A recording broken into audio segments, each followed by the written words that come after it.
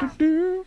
Do it, do. Oh my god, I can't wait to do that tomorrow. Don't know what to do. Yo, we hit that 2 weeks ago. That last event, we were out. Like, remember, I was like, Danny, do it. Don't know what to do. Don't know what to do. Wait, no. What do we do? Do with it. Do with it. Do with it. Don't know what to do. Do with it. Do with it. Do with it. Oh, it's a great thing. Shout out to Ron. You guys are tuned in to episode 52 of the Lyrical Fix Podcast. With your host, Kid Pro. And Sade. And, of course, if you didn't hear Sade say it, I'll say it again. Episode motherfucking 52. 52. And if y'all don't know, that means 52 consistent weeks, a.k.a. it's been a motherfucking year. Bestie. Give me some. I'm still... Has it really been... Okay, no, we just skipped a week. That was it. We really just skipped Thanksgiving. We had a bunch of... We had Christmas, point we did have a fives. Christmas episode. We did a Christmas episode. But no, we are officially a year in. Round of applause for us. Please. Round of applause. A motherfucking year, man. Let me tell y'all. When this first started out, obviously, it was more than us here. I was like, I'm getting into the whole podcast thing. Mm-hmm. Sade said, let's try to make it a weekly thing. I was like, okay. My only issue at the time was like making it after work, getting here on time, and then obviously we were staying out late. We did it pretty good. We did it pretty good. It was tough at first. I didn't think we were going to be able to do weekly. At first, I was like, how much stuff really is going on? How do these people do it? And we were, we were going off of like topics in hip hop culture. Mm-hmm. We figured like, well, every week can't be busy. But we made it work. We found out other things to talk about. Would you rathers, the cards from Miami. The cards. We talked about our personal lives, relationships. Yeah. And everything else in between. Just struggles of becoming an artist. Yeah. Sade had the writing thing. I was an artist. And we were just going through the struggles of coming up and trying to figure out new ways to do this stuff and get up in the industry. And throughout those 52 weeks, I dropped a project. Sade ended up getting new positions to enhance her writing career. So we've been and that's the thing. No, I don't. What we've been progressing is what I'm trying to say. No, we have been progressing, but I'll say it on air. I'm a little overwriting. Okay. And I haven't been writing that often. I'm just ready for like. I feel like before COVID, I was so close to the next step, so close to like hitting the next one. I mean, like, I was hosting and like I had check-in and everything, but I was so ready to start doing more. And then it all went away. I feel the same. I was ready to start doing more on the rapping tip, and COVID hit and slowed everything down. Yeah, I mean, COVID wasn't even, like, the quarantining, it wasn't completely bad for me. Like, I've been able to, like, get shit done, and I figured out I don't like PR, so. There you go. Yeah. But I know, like, it made me, okay, I tried this out, I don't like it. It made me, I guess, hone in on, like, all right, this is definitely what I want to do. Right. So. No, yeah, I'm ready for more. Getting the same thing. I'm ready for more. I'm ready for year 2 because we're now underway. Mm-hmm. And I'm ready for whatever's coming our way. I'm ready for new opportunities. I'm ready for new guests. Definitely ready for new music. This whole experience has been quite the learning lesson. Yeah. There's been a lot of ups and downs in this show. And just getting it together. The technical difficulties that we faced. Many episodes. Video issues. The stuff with Q when Q couldn't make it. Or the one time I forgot to hit record. The times you forgot to hit record and we missed a big chunk of stuff. It was so bad. The outtakes, the bloopers, the really, really good podding that we did that wasn't recorded. The off-air pods. I think all of it. Oh, yeah. There's been a couple. There was a couple good segments that just didn't make it because we were careless or whatever. Yeah, there were a couple times. Like that. But you know what? I honestly got to say, I wouldn't want to do this thing with anybody else but you. Aww. So I'm very. Another one. You already know what it is. It's all love. Come on. No, you know what? I've gained such an incredible amount of respect for you since we started, and I see the person that you are, and it's just been great getting to connect with you and like really becoming like closer. And everything. And then just seeing you progress through Check It and just seeing you grow, become more confident in yourself to getting this position with We Are Jersey, to getting into your PR bag and doing other stuff for other artists, and just showing how like how selfless you are with people, and it just goes a long way. And it's good to be working with someone that's that selfless, who really looks out for other people, and it's not about herself. Aww, so it's very, very good. I appreciate you a lot. I know that I have like the Suge shit, But it's funny. It's like I was talking to Velvet earlier. I'm like, Suge is literally based off a facial expression. I've never showed the other side of me. Yes. So I know that, like, exterior, I seem like this. Like, I can be like, you know, a bitch or whatever. But I do. I definitely am all about looking out for people. Yeah, absolutely. As long as it doesn't drain me. As long as it's not like I'm giving too much of myself. Then it's like, all right, I'm learning how to walk away. Learning how to back down from that. I'm learning. I'm figuring it out. But no, this has been amazing. I would have never thought the first time I met you that this would have happened. Right. Likewise, yeah. Nah. Yeah. And then you were just so, like, I remember it was like the 4th or 5th message I got from you about, like, coming onto the podcast. Yeah. It was after the battle, and I had mentioned, you were like, oh, it's so dope. Yeah, I want to do it. I'm like, okay, I'll let you know. Like, we're still in the works. I don't even have a name for it yet. Then once me and the other guys, like, Velvet got the name, and, like, we figured out, okay, this is what we're going to do, blah, blah, blah. That didn't pan out past half an episode because when we couldn't get somebody to focus in. Then I brought you up. I'm like, well, he's actually been, like, wanting to just be a guest, but he's been pressing me about, like, you know, Pro's been kind of in my DMs about this shit. Yeah. Why don't we see if he wants to co-host? So and I would have never thought. Here we are. Yeah. And look at that. Look how God works. Insane. And a year later, we got our merch. Insane. Well, our personal merch. We haven't really put out the merch for sale, but no, it's personal merch from a fan. We'll be modeling our one-on-one pieces. Thank you, Joe. So my much, cousin man. Joe. There's like a million fucking Joes. There's a million Joes that we deal with. You know what's funny? I was just thinking that it randomly, because I know we're gonna talk about Joe Budden later. I got the idea from him from when, if you know, I'll name this podcast later, and you know, when it was him, Matty, and Rory. I remember Rory just got onto it, and I'm like, I kind of like this dynamic, and that's when, you know, I was like, I think I can do this, but with the right people. And then there's another Joe buying us merch. Right.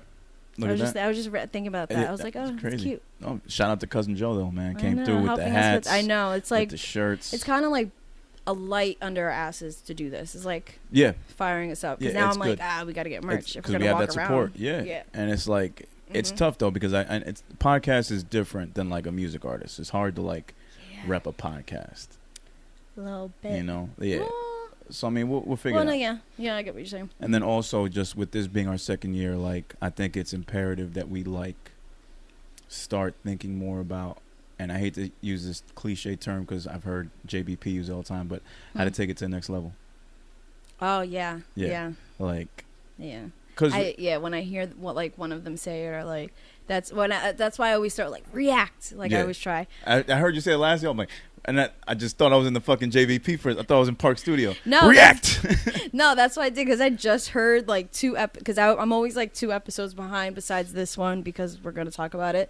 But I had heard him just say that, and then you had texted me that you were on your way, and I'm like, I wonder what he'll do if I just scream react to him. And then I was like, I got to find the perfect moment, and then I forgot what topic it was. You did it before, and I did it. I just right away I clicked. I'm like, no, okay. You clicked into it, and then the second time that I think you had laughed. I forgot what it was, but that shit was just so funny. It was good. I'm ready for like it. I try not. I don't. I mean, that's why I stay behind with JVP, because I know it's like almost the same what we do, but I'm trying not to bite off them. Yeah, no, I think the most genius thing that they've done that separates them from every other podcast, because nobody does this, and it's so fucking genius, is the fact that they incorporate basketball in their potting. The way they explain it, you know exactly what it means. Yeah. But it's such a genius way to connect everything else with the basketball. Because if you understand a basketball or just a pickup game and how everybody plays, like you just get it. You see Rory says something, and then Joe's like, oh, he's pulling up from the logo. Yeah. He's pulling up from half court. Like you can tell. And Joe's like, yo, I'm over here. Feed me, outlet. Like it's little shit like that. I'm like, yo, that's so genius. And it's like they clicked, and that worked for them. And I'm just like, not that we have to do that, but we have to find our little niche, our pocket. No, I feel like we're getting there more and more. I feel like once we get there, then that'll be like our next level. Like that'll be the. You think it'll be like an oh shit moment, like oh fuck, we found it. Yeah, be like, that's it. We're gonna get mad hyped and shit. And be like, that's it. And then we're gonna continue off of it, because right now it's just like that'll be like the step that we have to take to get to the next level. Yeah, because my step is like I'm thinking of like the long game. How are we gonna get people besides clips? How do we get people interested in this? you know. And I mean, there's ads and shit, which we have to get better on because we did have a plan and we did not execute at all. Right. Well, time was a factor in COVID, but now we got time to talk about it more and really get into it. Yeah. Like, we're going to have like a dinner date at some point and just, like, talk it over. Oh, yeah, I know. We're going to have to. Sushi. Yeah, we should. Yeah. See what I'm talking about? Like, we got to actually plan. Like, we got to have a... Because the last time you and me had, like, a... Like, what is it? Oh, no, I was just sorry. I'm like, is there no, a my bad. in here? Moth. You last time you and me, last time you and me went out and did something like pod. I guess could be like Yos's. For what? Oh, because we did time to talk. We did the episode and we chilled. Yeah, we chilled and we talked about shit on the ride there. I don't even remember because we did. I think we were listening to JBP on the way there. Yeah, but which I did not want to. And then I'm like, you know what? I mean, we'll make it. Week. Yeah, but it wasn't even that much going on. Like, not that it wasn't a lot, but I'm like, we decided, let's do George Floyd. Yeah. And that was like right after, maybe 2 weeks after, I think after George Floyd, or the week after. I was like, let's do George Floyd, and then. Which was crazy that we even did episodes during that whole thing. That was crazy that we even held it down like that. Yeah. I don't even know how long those episodes were. For what, the Zoom? Yeah, all those Zoom, because those Zoom episodes, like. Oh no, honey! It was a tough time. I think they were still an hour plus. They were, yeah. I remember besides episode 1, when we were like, oh, we need to stay under an hour. Besides episode 1, which is like 45. Standard hour. No, that's what I'm like. Fine. Because I was like, we got to at least do an hour. Yeah, but we would talk so fucking much. Well, that's the thing, and I was working on ways to like really shorten what we talk about, because there could be times where we just go on a tangent and it'd be like, all right, we're just saying too much unnecessary shit. But we also, which is going to be funny to see it on camera, is that we do, like, whenever one of us feels, and we do this to each other, whenever one of us feels like we're going on too long.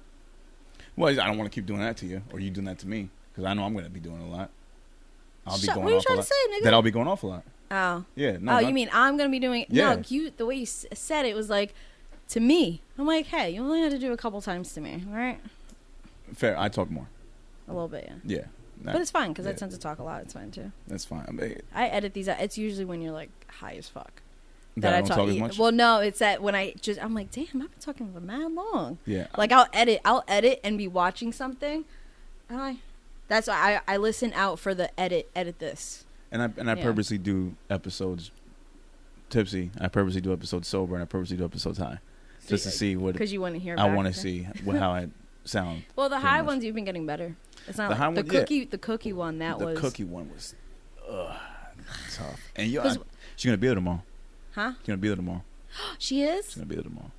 She posted the flyer. What's her name again? Lori. Lori, right? She's going to be there tomorrow. Is that the one that be in Danny shows? No, different Lori. Oh, it's a different one? It's different. Anytime I'm like, is that the edible girl? Yeah. Oh, it's Getting Baked with Lori, right? Lori, oh, okay, never mind. The other one is Lori Love. Ooh, is she Selden? I would hope she is.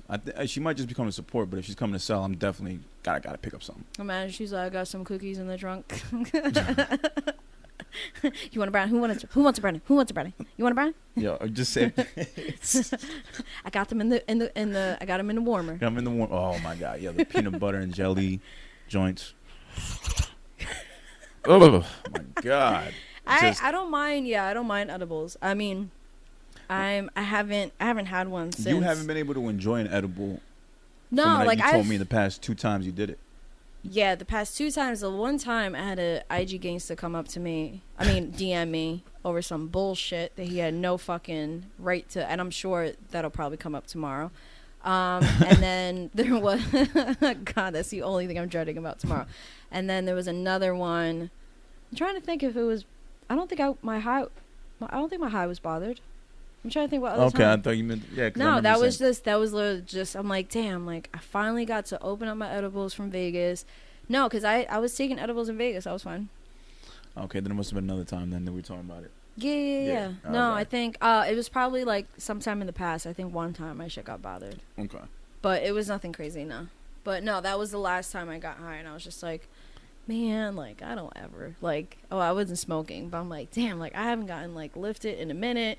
I'm chilling. I'm on cloud 9. I'm watching shit, and then bam. That's how whack you are. You call it lifted.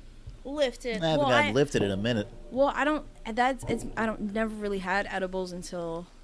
I mean, every night I've tried them a couple years ago, but I've never really been eating them like that. Right. since this year. So, since like Vegas. That's why I was like, all right, I'll really try this. I only tried it one time in Brooklyn when Velvet had an entire muffin. She was like, try some. That's the one. Yeah, I took a little one. Oh yeah, no, it didn't fuck me. It fucked me up, but it wasn't like bad. It was all of a sudden like there was a poet up there, but he was like kind of being funny, and then it was like, like I was crying, and I'm like, I'm sweating and crying at the same time. I mean, we were in like this loft apartment, but 150 of us, because these shows in Brooklyn were pre-COVID, by the way. Yeah, pre-COVID. This is like a year and a half. It was like a year ago. I forgot. But these are loft apartments in warehouse. I mean, it's Brooklyn. Yeah. It's not a whole lot. There's no central air. Yeah. So it's hot as fuck. There's like fans, but not really like they're just fans blow like not like they're not really hitting you. Yeah, nothing. So I was already dying, and then just as soon as it hit, I just felt like shoof. So you're like hot. So you're hot, sweating, and crying, laughing, and high. Yeah, and then I just remember doing. Oh shit! I'm high right now. Yeah, that's the worst. Because I had not that. No, that was the first time I had just a little chunk, just a chunk of it, and I got so fucking gone. I'm like, damn, I haven't been high like this since I smoked. No, being high and hot is a terrible combination. Oh wait, there was one time, but I wasn't edible. I think I told you when I was drowning. Oh yeah. I mean, I remember that. I don't want to go through that story. That was funny. Drowning. I was drowning. I was not drowning. I love how that's on camera. I was drowning. That was embarrassing. We'll move on from that. Yeah, go ahead. I was drowning. Look, I'm drowning. Oh my god.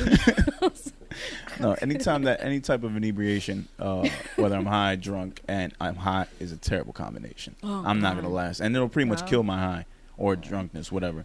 It's just not. It's not good. I need to be very comfortable, cool, nice environment. I can't be.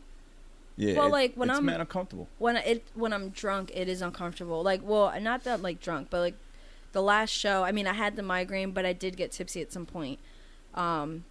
Somebody was hogging the pouch, the fucking Capri Sun, but I got like tipsy at some point, and I mean it was hot, but I was still. I felt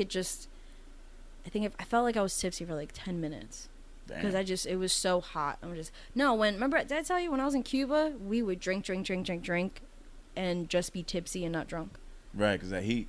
Mm-hmm. That heat, man. You're literally sweating even when the sun goes down. It's just so fucking. When I went to Colombia 2 years ago, that happened too. And we went to, it was my first time I went to like an underground salsa club in Cali. My first experience, I was like, yo, this is cool. This is amazing. I went with my little brother and I went with my cousin. Mm-hmm. And she brought us over there, underground club. And the first thing I noticed was like entrance was super cheap. And then I remembered right then and there that the dollar amount was so much different. Mm-hmm. So we were buying like a jug of rum for $5. Oh, nice. So we was going in. And then I just remember like the lights were low. It was like red lighting. Mm-hmm. And just like you could just get up and dance with anybody. Like, that's what I missed. I was like, yo, this is what's not happening in America. Like, everybody's just standing around in a bar. Here, it's like, a girl just grabs you randomly, and you just dance a salsa song. You never see her at the end of the night because you got another one. And it's just constant dancing, and everybody's having a good time. And I remember I was sweating, and I was drunk. Mm-hmm. And I also had one of those little sample cologne bottles in my pocket, and I forgot to take it out of there. And my brother, for some reason, he was tipsy as fuck, and he's dancing. And when I'm coming up to him just to say what's up, him drunkenly just flicks my nipple just because he likes doing that. He's like, just goes to me, he's like, bing, bing, not knowing that I had the bottle in my pocket, and he flicked me so hard that the top of the bottle came off. So at some point or other when I'm dancing, I just see I just start smelling my cologne just like very heavily. And I think the girl who was dancing with me kind of smelled it, and she kind of like backed off from me while she was dancing. So I go to the bathroom and check, and my whole nipple is just, because I have a purple shirt, my whole nipple is just like leaking. It looks like I'm lactating. It looks like I was. So I'm walking out there, and I go to my brother. I'm like, yo, you asshole. I'm like, and he goes to flick me. I'm like, don't fucking flick me. Listen, bro. And I'm like, what's wrong? I'm like, yo, you fucking flicked all my cologne. He's like, what do you mean your cologne? I'm like, my cologne was in my breast pocket. I'm like, why is your cologne in your breast pocket, you idiot? I'm like, I don't know. I forgot to put it away. And I'm sweating. And I got the BO because I've been dancing all night, but it just looks like. No, but BO and like heavy BO and then heavy does not mix. So I'm in this salsa club. It's packed pre-COVID, packed, and I smell like BO because I've been dancing. I'm overdressed because I didn't know what to wear because it was hot as fucking Cali, Colombia. Yeah. I'm smelling like BO, but also smelling like the craziest Versace cologne you've ever smelled in your life. So I'm just going through the crowd. Everybody can smell me, but at the same time, they're smelling BO. Bad night. It didn't end up pretty well. Oh my God. I think we left out of there at 3 o'clock, and I'm just reeking of Versace, but drunk as fuck. So yeah, being drunk and hot was not a good mix at all, and it did not help. But it's funny because anytime like I've been like that hot and drunk at the same time, I'm still always like I'm like smelling myself. No, at the show, like I had to like where everybody's watching, like whoever was on, I'll go to the corner and just okay, no, I'm good. That was the one thing I was blessed. I no, what was it? when he came in, I was like hug, like far away hug. I'm like it almost felt like when I got out of work and I'm all like sweaty and like ugh. I was like, no, like it's hot, I'm sweaty. He's like, no, it's cool. And then he like really looks at me. He's like, you look like you just popped a Molly. I was like, I feel like I just popped a Molly. Oh yeah. No, like, and then Ace, out of all people, Ace is making. I was like, Ace, your beard is glistening. You're talking about me, nigga. Like, come on, no.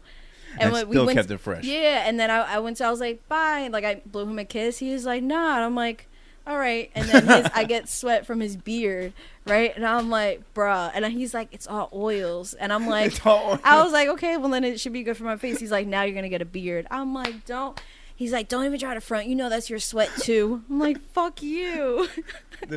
Yeah, it's Ace and I were fucking dying. Yeah, no, Ace is funny as fuck. I had a few laughs with him too, man. Like, and during the video shoot for Ron, like there was a point because it was so hot outside. I'm filming him by the bridge, and I'm squatting down to get these shots, and I'm like holding myself, and I'm starting to sweat. So I'm smelling myself, like, oh shit, it's happening. I can smell myself. It's getting bad. And then there's one point I'm like, all right, man, the shot's good. He's like, all right, let me come around and see it. And I'm like, fuck. So I'm holding the camera like this. I'm like closing my arms out so he doesn't smell me because I'm like, here you go, check the shot. I would just like give it to him. I should have done that, but I had the gimbal and everything. I was like, yeah, here. And I had to hold it. It was so uncomfortable. I'm like, I hate smelling bad. I know it's natural, and I gotta bring this shit with me. But god damn, is that a bad smell? Just the BO. And it's probably not even that serious, but I'm just to me I it's just bring like deodorant with me. No, I do. I got the spray and shit. It's just like when it's more apparent during the summer, obviously. Yeah. So it is what it is. I'm staying fresh out here. Oh yeah, no. I always have off with me during the summer, off and deodorant. Off was definitely necessary that day because the bugs were biting. I ended up getting bug bites either way. Yeah. What's up? Speaking of getting messed up and almost. What? More. It's another bodily fluid story. Oh, of course. I might as well tell it. Yeah, you roll your eyes, motherfucker, but it's a good one. So go ahead. Second time I took shrooms. I was at Obi's apartment, Obi's house, and we're taking shrooms, and there was a point where we ended up going in another friend's car that was there to smoke a blunt. Yeah. In his parking lot, so no one was bothering us, but we're high on shrooms. Yeah. I'm so fucking high on shrooms. It's me, Obi, and another kid. And the owner of the car's brother. So the owner of the car is not there, but we're in his car and we're smoking a blunt. Yeah. And for some reason or another, I just had this crazy idea because I was so high that I was like, man, this guy, like the owner of the car, I'm like, yo, this dude loves me, he's my boy. Like I could do anything, man. Like I really gotta go to the bathroom, man. Like fuck it, yo, he's my boy. I could piss in his car right now. He won't say shit. I was that fucking high. I was ready to just go in my pants, just like, he don't care, he's my boy. His brother, who was in the car, thank God, who was the sober one, smoking us out. He's like, nah, bro.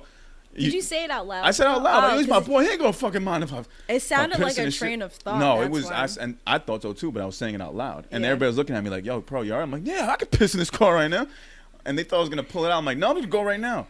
Weirdest shit ever. Thank God I didn't do it. Thank God he stopped me. But it was like, what the fuck was I thinking? It was, weird story. I don't even know why I told that just now. Getting out of a car and just peeing somewhere? Not at all. I didn't think about it at all. It was crazy. I think it was raining too. I didn't want to get out. So then it was better to just pee in the car? Point is, I didn't piss in the car. Yes, it would have been better. Okay, Point is, I didn't piss in the car. Okay. Thank God. I would have saved myself a lot of embarrassment. That would have been, Had I pissed my pants, I'd be like, first time I did shrooms, I pissed my pants. If you did pee in the car, I wonder if Obi wouldn't have mentioned it.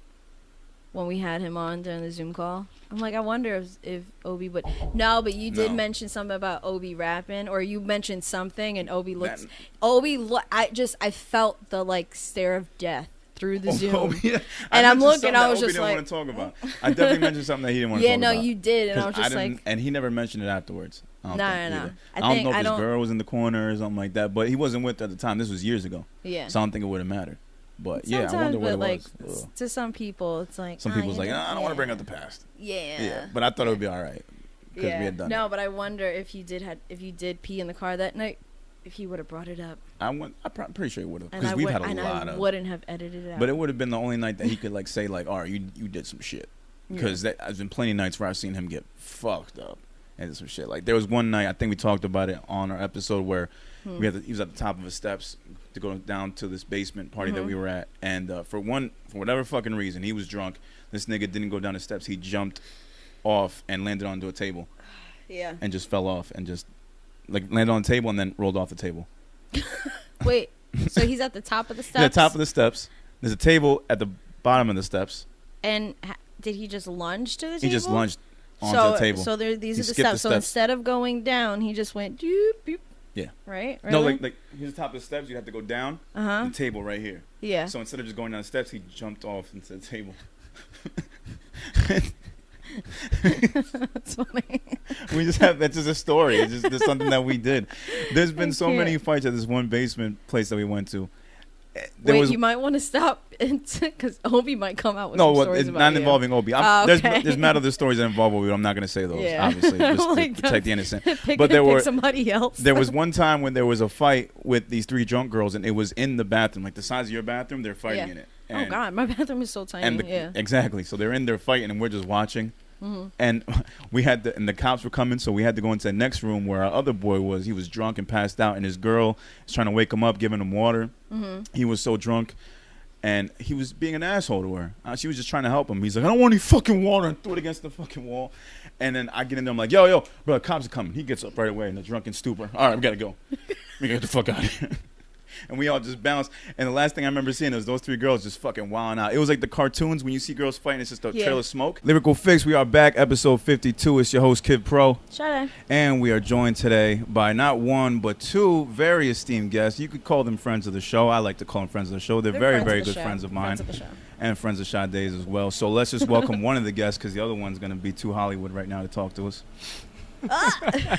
Yo. Anyways. Oh, he did bring it on there. Okay. I did. I brought the heat on there. It's been months, nigga. I ain't seen all my shit on you every chance I get now for the rest of the episode. She's a sociopath. Yeah. I was just like, what? Oh, yeah, she is a sociopath. But we'll name her later. But people, the guy I have right now, well, you can see on video right here. This esteemed gentleman right here has been my, I guess you could say like my right-hand man, my partner in crime, my partner in rhyme as well, for the past year and a half. Okay. We'll get more into how we met and shit during, but he's been my editor. He's been a hype man for me. He's a hell of a rapper, hell of an even better person and friend. I've been his best man. I don't know how much better I can introduce this guy. He is not on social media, but you see me mention him all the fucking time. You've been following me. He does have his own hashtag. It's MannyWithNoIG, a.k.a. Alchemy. How you doing? So actually make some noise for Alchemy. Thank you. What an intro. Yeah, man. So it felt right to just have you here at the year anniversary celebration. You've been following me here since this happened. I told you I was doing a podcast. You were nothing but supportive about it. And you listened, you gave me your critiques and everything. And it's just to have you here now at the year time is a big deal for me, big deal for Sade. Hell yeah, man. I wanna congratulate you guys on a year, man. Thank you. A year of nothing but fire. I didn't hear from this one over here, but that's okay. Sorry. Let me not be. We also have Manny's wife. We have Manny's wife, Sin. Hi, Sin. Hey, there she is in the background. You probably hear. Hi. Yeah, but no, thank you, man. For real, it's been. We were talking about before. It's been a hell of a ride, man. Yeah. There's been a lot of ups and downs. We've learned a lot about each other in the process, and we're just trying to get bigger and better, bro. That's what it comes down to, man. Nah, you guys are doing it. You know, every episode, I see you guys just getting more comfortable, getting just like smoother. You know, just in the way you're podcasting, and it's lovely. Because there's an art to it. I see it more and more. There is an art to it. There is the art of conversation. You got to be able to have a nice flowing conversation with some funny moments. Yeah. Because we've also noticed, like, when you talk to people when the mic's not on, everything goes naturally. You're able to talk more. It feels more free flowing. But once you hit record, to bring it up. That's where it gets a little switches up. It switches up, and you know, we might not be as, the jokes don't hit as hard sometimes, so you really got to be on top of your shit. I think that's where the art is, and that's what separates a good podcast from like the not so good ones. Yeah, what I'm saying. That's exactly right. Yeah, brother, man. We also have a lot of insiders that I feel like when we laugh, the listeners don't laugh, and it's like, I don't know. I feel like maybe we should keep them off. The inside jokes? Yeah. Well, yeah. But it does add personality at the end of the day. I always wondered, because I'm like, I'll be cracking the fuck up editing. I'm like, I don't think anybody's gonna get that. No. No. Oh yeah, sorry. Yeah. Probably making mad noise. Probably. Hopefully that wasn't that bad. It was a little bit. I didn't even realize it. Okay, cool. Yeah. All right. Well, just in case, I'm gonna talk louder for a second. You're fine. You're okay. You're okay. Just in case. We can keep it rolling. We got Manny with no IG in the building. We also got Sid in the building. Yo, man. So let's get right into this, brother, man. So. Yeah. Tell everybody how the fuck we met, because it's a funny ass story, and I like your version better because mine just.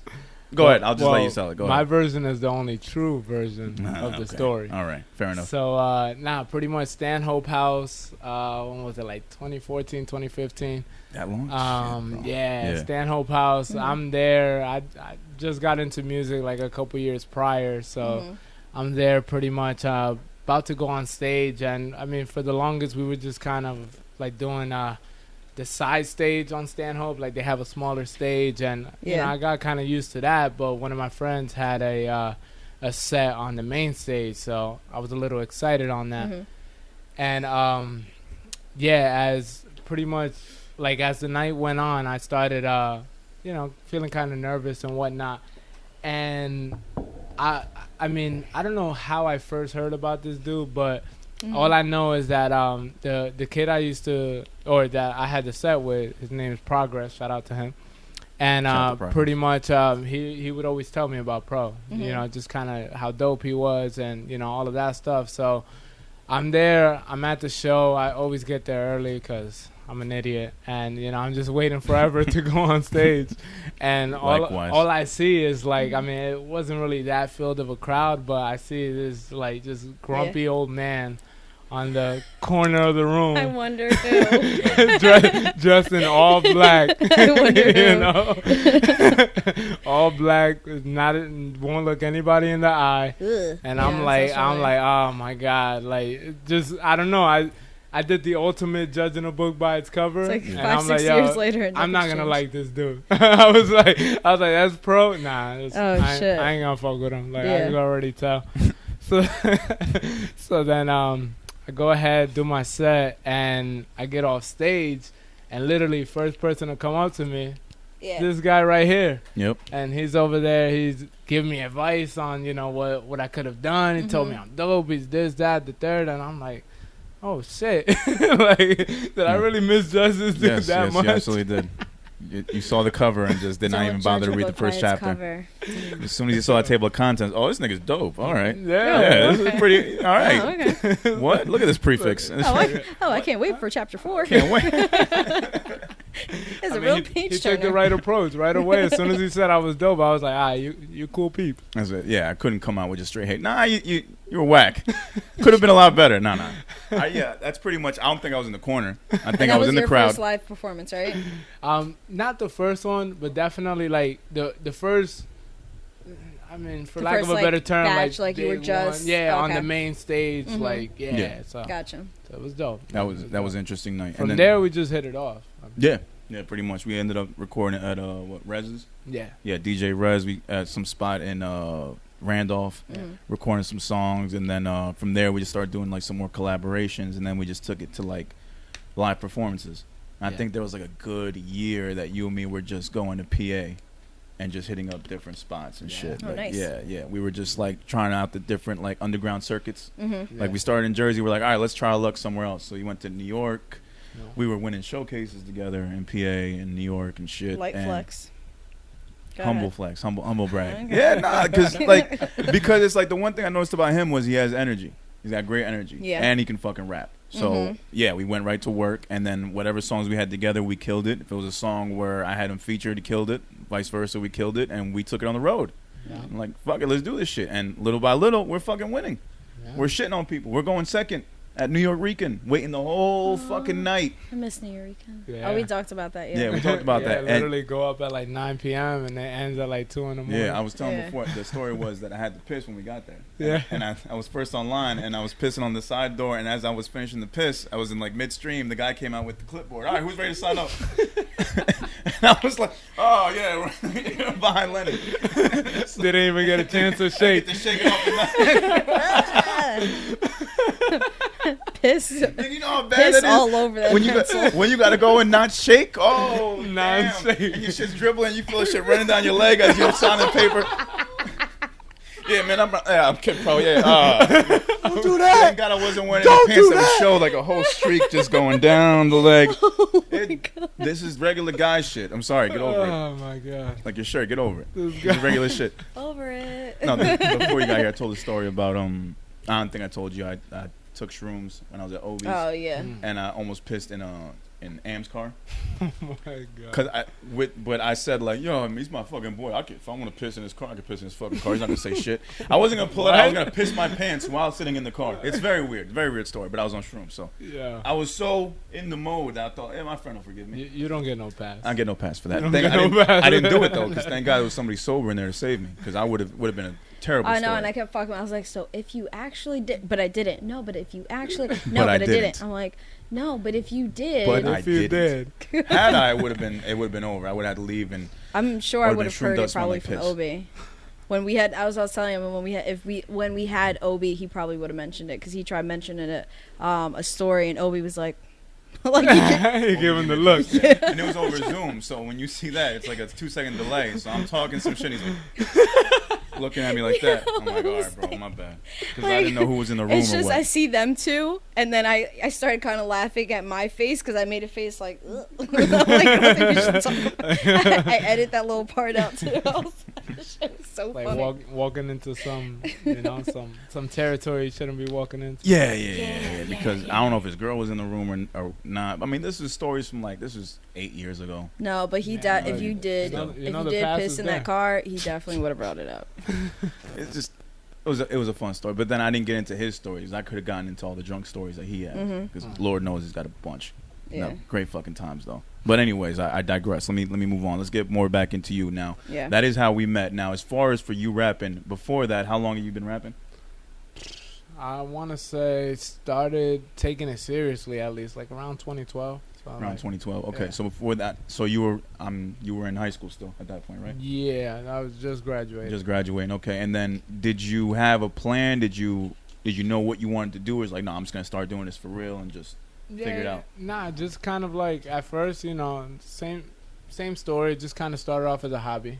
Like me and my friends in high school used to literally like freaking write down raps in the middle of class and just like pass notes to each other with raps and them dissing each other.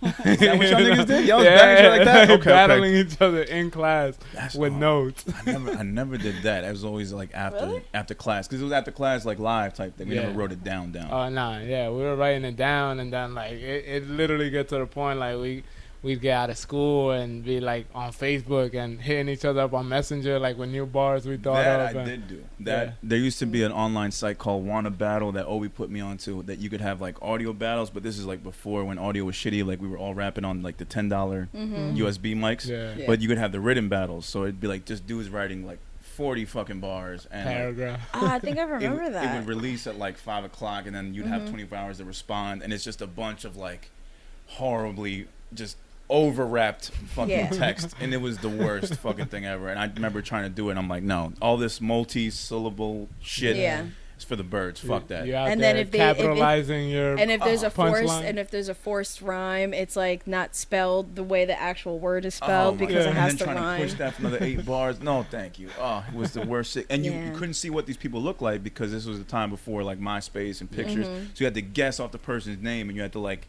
It was so much that it was like a barbaric form, like really, really early form of battling that I just was not with. Yeah. Because this is before like that was short-lived. Online battling. That was short-lived. Yeah. The text battle. At least you're sending notes to your boys. You know what they look like. You can make fun of them and shit. I don't know what the fuck.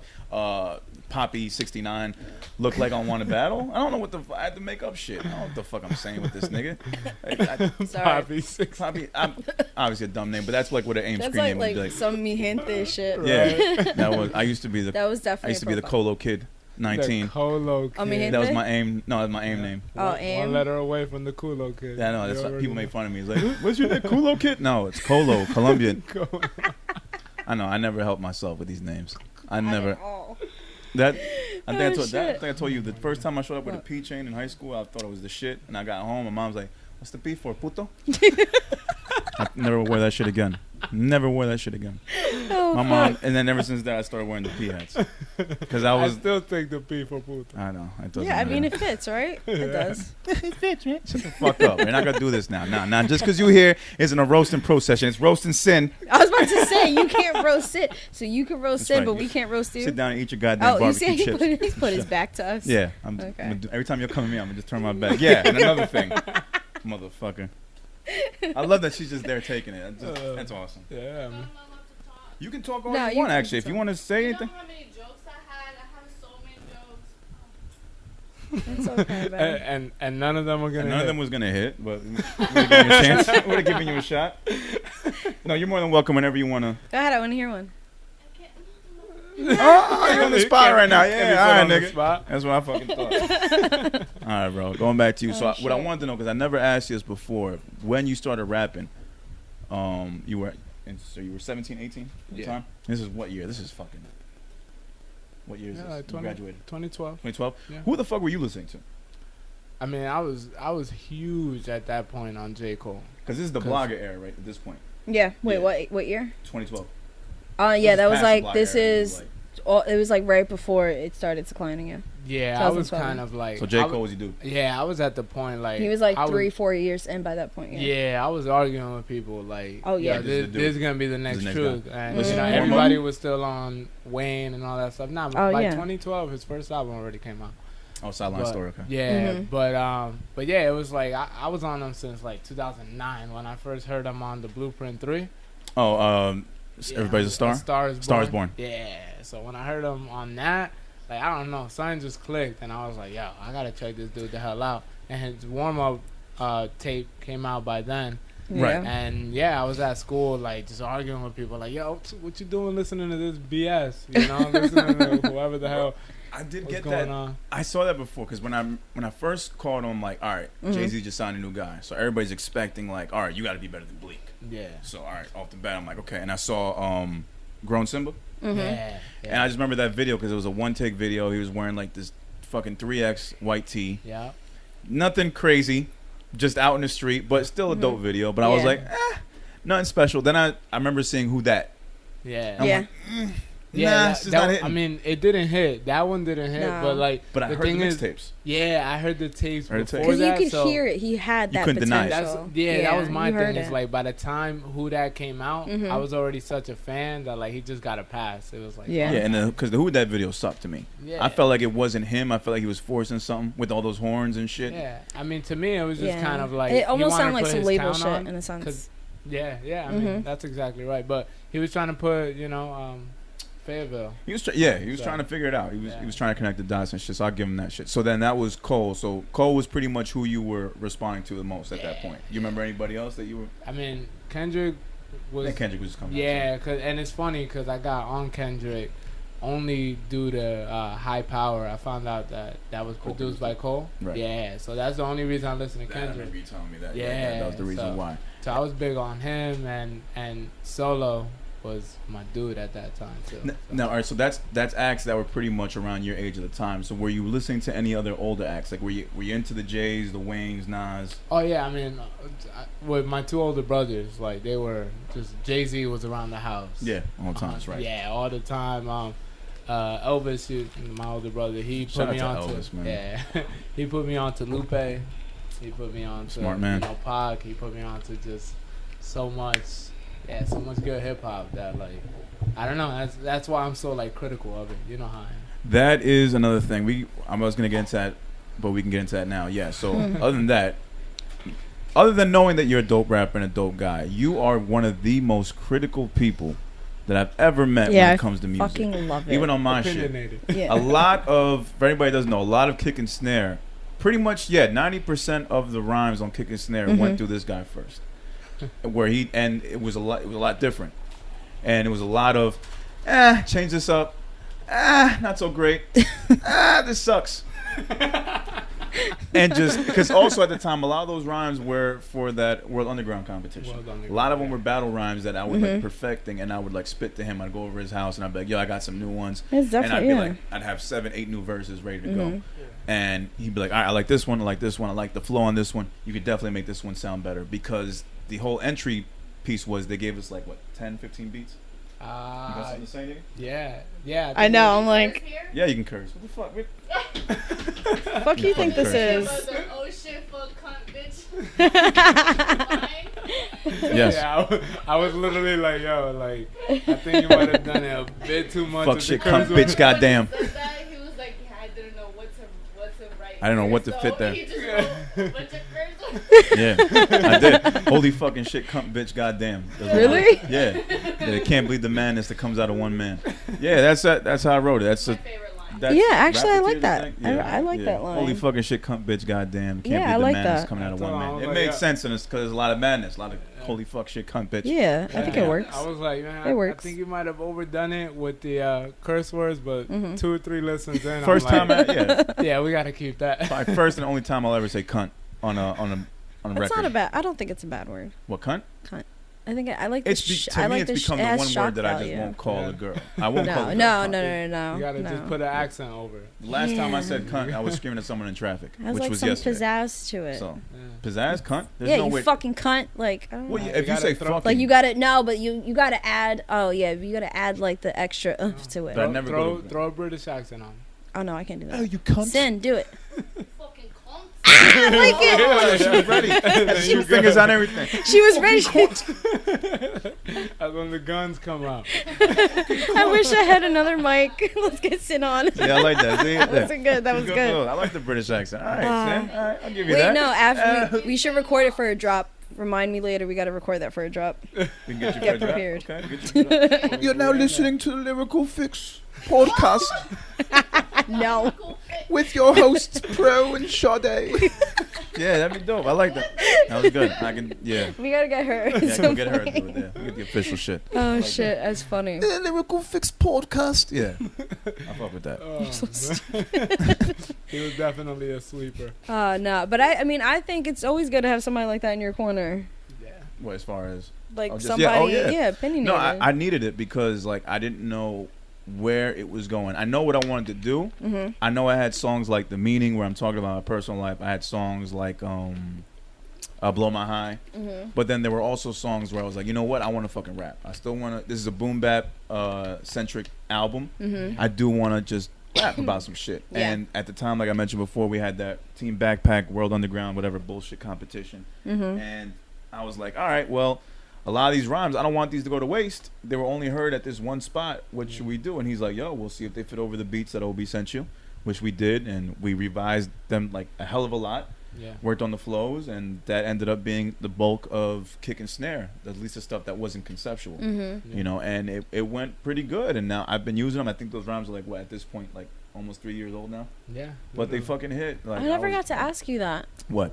because we always had like talked about like an interview type thing for Yeah. kick and snare. Never got to ask you that. How long? Like how old are the songs? A lot of those are old, and it's funny because I got asked when Rapper Tears came out and people heard it. People were asking me, "Yo, you talking about this dude and this dude?" I'm like, "No, That's absolutely old. Yeah, that not." was old. Old. I But remember they you told me that sound one. like I'm talking about certain niggas right Yeah. now, and that's where all my friends were asking me. Yo, Well, that's sounds like you're that's talking what about makes homeboy. music good music. Yeah. Like beyond good. It's It's shit. timeless. That's like classic shit. Yeah. Timeless is technically like qualification for Yeah. classic. Because Yeah. 3 years ago I was talking about the shit that's going on now. I'm talking about niggas that are rapping too fast. That y'all giving this nigga too much respect because all he does is rap fast. Let's get it over with. Like Yeah. he's nice, but he's just fast. Mm-hmm. Other nigga, he freestyles, but you ain't saying a goddamn thing. No. You out here filming yourself freestyling. It sucks. Like Yeah. let's not even your people are only liking it because Mm-hmm. you're friends with them. Oh, I want to ask something about freestyle, but continue. Yeah, no, we can do after that. But freestyle's a freestyle, but if it's whack, it's whack. There's no coming back from that. Like, just take it. It's whack. And I've showed him, and the guy I wasn't even talking about, but I showed him, he's like, yo, this nigga's whack. But just because you're freestyling, I'm not going to give you a pass because you forgot your shit and it's off the top of your head. It's off the top of your head. It still has to be good. Yeah. If you free write something or you draw something just freehand or whatever, it's still got to be dope. If it sucks, it sucks. Yeah. Just because you had a picture to work off of, even if picture cool, but if you do it freehand and it sucks, nigga, it sucks. It does, yeah. If you freestyle, I don't care if you outside at a Chipotle or you at a parking lot or you at a movie theater or whatever the fuck. If you can't fully rap and you keep repeating your name or you falling off track and shit, nigga, it sucks. Yeah. Stop giving flame emojis. Stop giving these niggas credit, making them do more. But it's also how it's like in their delivery is what people like casual fans who don't have that ear to catch certain things and realize, wait, that doesn't even make sense. That doesn't connect here. But this and that. Yeah. If they don't look in depth into it and they're going off of how the delivery is.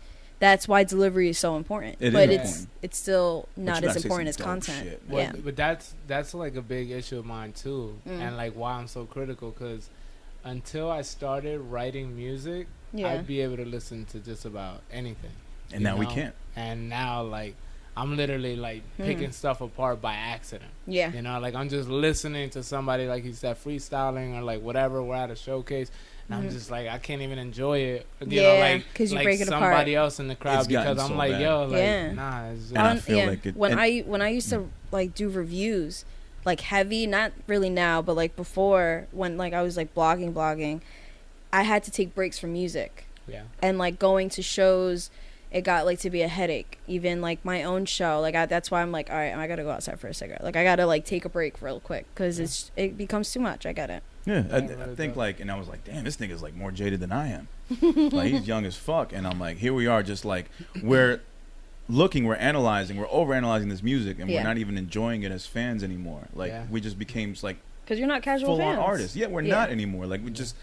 The days of me just sitting down and enjoying a Lupe album are just over, or enjoying a Royce album, because I'm just so critical. And then when I hear like my peoples, a part of, and this guy is very critical of everybody they listen to that I'm cool with, and I'm not gonna tell, I'm not gonna give this, I'm not gonna, to protect the innocent, I'm not gonna say, but I will say that he doesn't you like. You told me a couple times. Yeah, he doesn't like. And it's funny because there are times where like I break it apart, but then I'm like, all right, let me not be too critical, and then he'll tell me something you said, and I'm like, 70%, I would say 70% of music that I play for him from people around the way, he just doesn't like it. It's not because he doesn't know them or whatever, it's just he's just very critical, and it's just not the way he would do it. Well, and I get it. My whole thing is just kind of like, I mean, it's my opinion at the end of the day. Yeah. Who am I to say whether something's good or not? But like, I just listen to it and I'm just like, man, if I feel like I can make it better than what you made it, then it's not. Yeah, and that's a true MC shit right there, though. It is. That's why I respect it. Yeah, so I'm not even mad at it. But I do expect every time I play him something for him to say like, no, this is whack.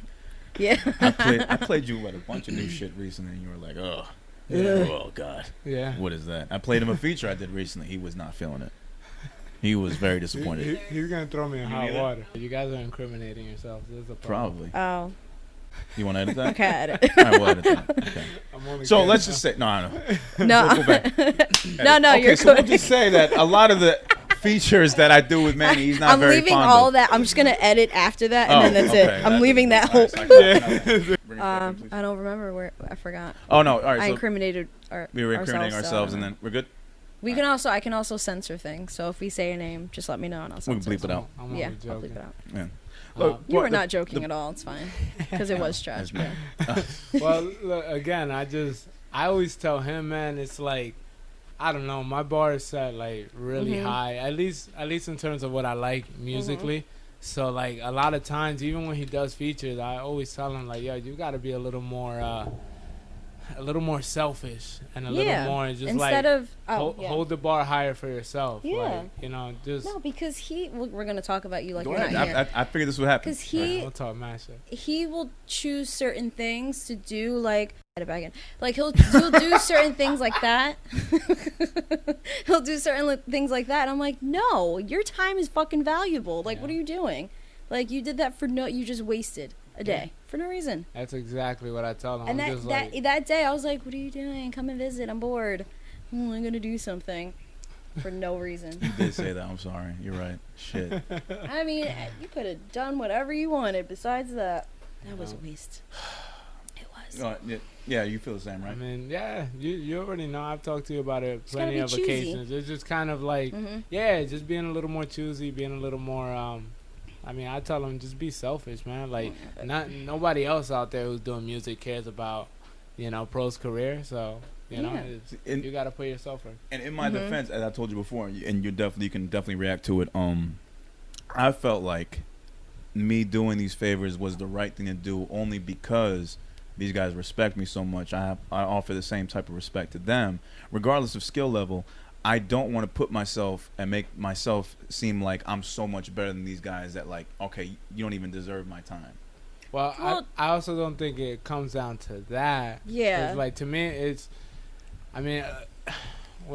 kind of like a little more graceful than that. It's just more so in a sense like, all right, like if I'm gonna help you out, I'm gonna help you out maybe in a different way, as opposed to me having to do a song with you or whatever the case may be. I would at least like you send me some stuff and I'll give you some advice on how I feel you could get better, or whatever the case may be. But it's just, I don't know. I just feel like just throwing verses here, there. It's just kind of like, well, if you start critiquing,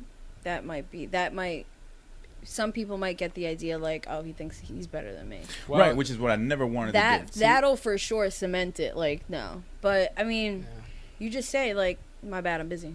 Like, you have to choose what you do. I was told by another friend to use the term, it doesn't fit the brand. That's also it's a little off brand. That's you say that, you're definitely getting flashy. Well, there's no respect. Well, I would have to deliver it better. That's disrespectful, actually. I have to deliver it better. It doesn't really work for the brand. No, but not that way, obviously, yes. But in a sense, like, it just doesn't fit Kid Pro. Yeah, there are people like, see, that's something that I think about when people actually be a guest on here. I'm like, is it good for the brand? But no, I just be like, no, like we're busy. Does it fit the brand? Like, well, not busy, but I'll say like, oh, we don't do guests like that. Like, you just say like, oh, I'm focusing on your own work. No, like, I'm really just trying to like focus in on my own work. Focusing on my own work. All right, yeah. I mean, I got so many projects right now going on. I got stuff to do. Like, yeah. I guess I just always for me, I just, really giving you away. Yeah, the thing. I just like, but for this also applies to other artists too. But I just feel like, me, I have a huge heart. Yeah. And I'm very forgiving. Too big. Too big sometimes. And I want to help out everybody, because I've been so used to, like, I've been that guy where I've asked for help and didn't get it. So I never wanted to be that guy whenever I was in a position to help somebody else. True. So it makes me feel bad. But I also know you guys don't want me to work with everybody, because you guys feel that I should be at a higher level than what I am now. That's it. I mean, at the same time, I respect it. It's not like, she doesn't feel that. It's not like she didn't say shit. She just looked like, oh, nigga, you're not that nice. I felt like I just had like 5 face expressions. Like, you did. That was really disrespectful, the one you gave. He was like, yeah, you're right, and she was like, nigga, you're not that nice. No, not like that. Well, okay, never mind. Say what you got. See, she doesn't want to say. Oh my God, you don't think I'm that nice? I can't win with you. It's whatever. What? No, you can win with me. Come on. I don't even remember what I was saying. What she wanted to say doesn't fit the brand. You gotta chill. You can get the fuck out. See, I knew this was gonna happen. No, it's just like, but you told me yourself though. So yeah. That's just like, about like. No, it's just like, all right, like, this may not be on your level. Yeah. I've said it. Yeah. Yeah. And it's not just that, but I just feel like for any artist doing too many features, I think it's just too much. Like, work on getting your own content out. Well, because you don't know if these. Oh, I'm sorry. Go ahead. No. Go ahead. Yeah, you don't know if, like, you're a feature, so it's whoever featuring Kid Pro. But what if you wanna be like, oh, like, do you want to jump on this with me? And they don't promote it as much because they're just a feature. And it's like, I just promoted your. Wait, what? Yeah. So that's a whole other thing.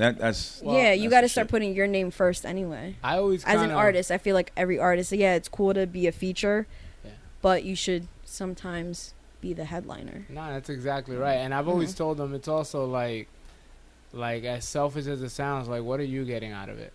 Yeah. You know what I mean? Just kind of like, and it doesn't necessarily have to be 1 million streams, but just kind of, whenever you're going into this, you gotta always think about, all right, what am I gonna get out of this, right? Yeah. So whether it's I'm gonna just be able to practice against somebody at a similar skill level, or this dude has a bit of a buzz. So I mean, that's the way the industry works. Nobody gets featured. I was just about to say that. Yeah, it's like, it definitely. What are you getting out of it? Yeah, because you don't want to make it seem like it's kind of like how labels force two artists together, and it's like they had no like chemistry, no like relationship before. Like that's label just in the making. Names on paper. That's happening exactly. Yeah. You don't want to like. Eventually, you have to be just selective with who you work with, and then be strategic. Sorry, I got tongue tied. Strategic. I can't say it. I've been getting tongue tied all day. You have to be like think about it because it's the music business. Simple as that. It's a cutthroat industry that you really have to pick and choose, and not everybody, just because you had their back, they're going to return the favor. Yeah. Right, which I've noticed as well too. Like I do end up getting everything is about a look more than my back has gotten. Yeah, if that even makes sense. Yeah. You know what I was going. Yeah, with. My back don't be getting gotten. Like my back don't be getting got as much as it should be getting got. Pause. Damn it! You walked me right into that one. Shit. Oh shit! Pause. I cannot. Pause. Don't get my back. Pause. don't get my back, nigga. I wish this shirt had like a W. Pause. Oh, that's right. Yeah. Oh shit. Matter of fact, let's fucking put it right now, real quick. Shout out to Cousin Joe. I didn't do it before. Now we're on camera. Pause. I got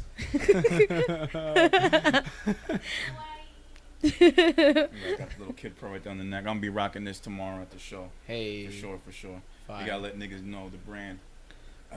It's the brand. The brand is all powerful.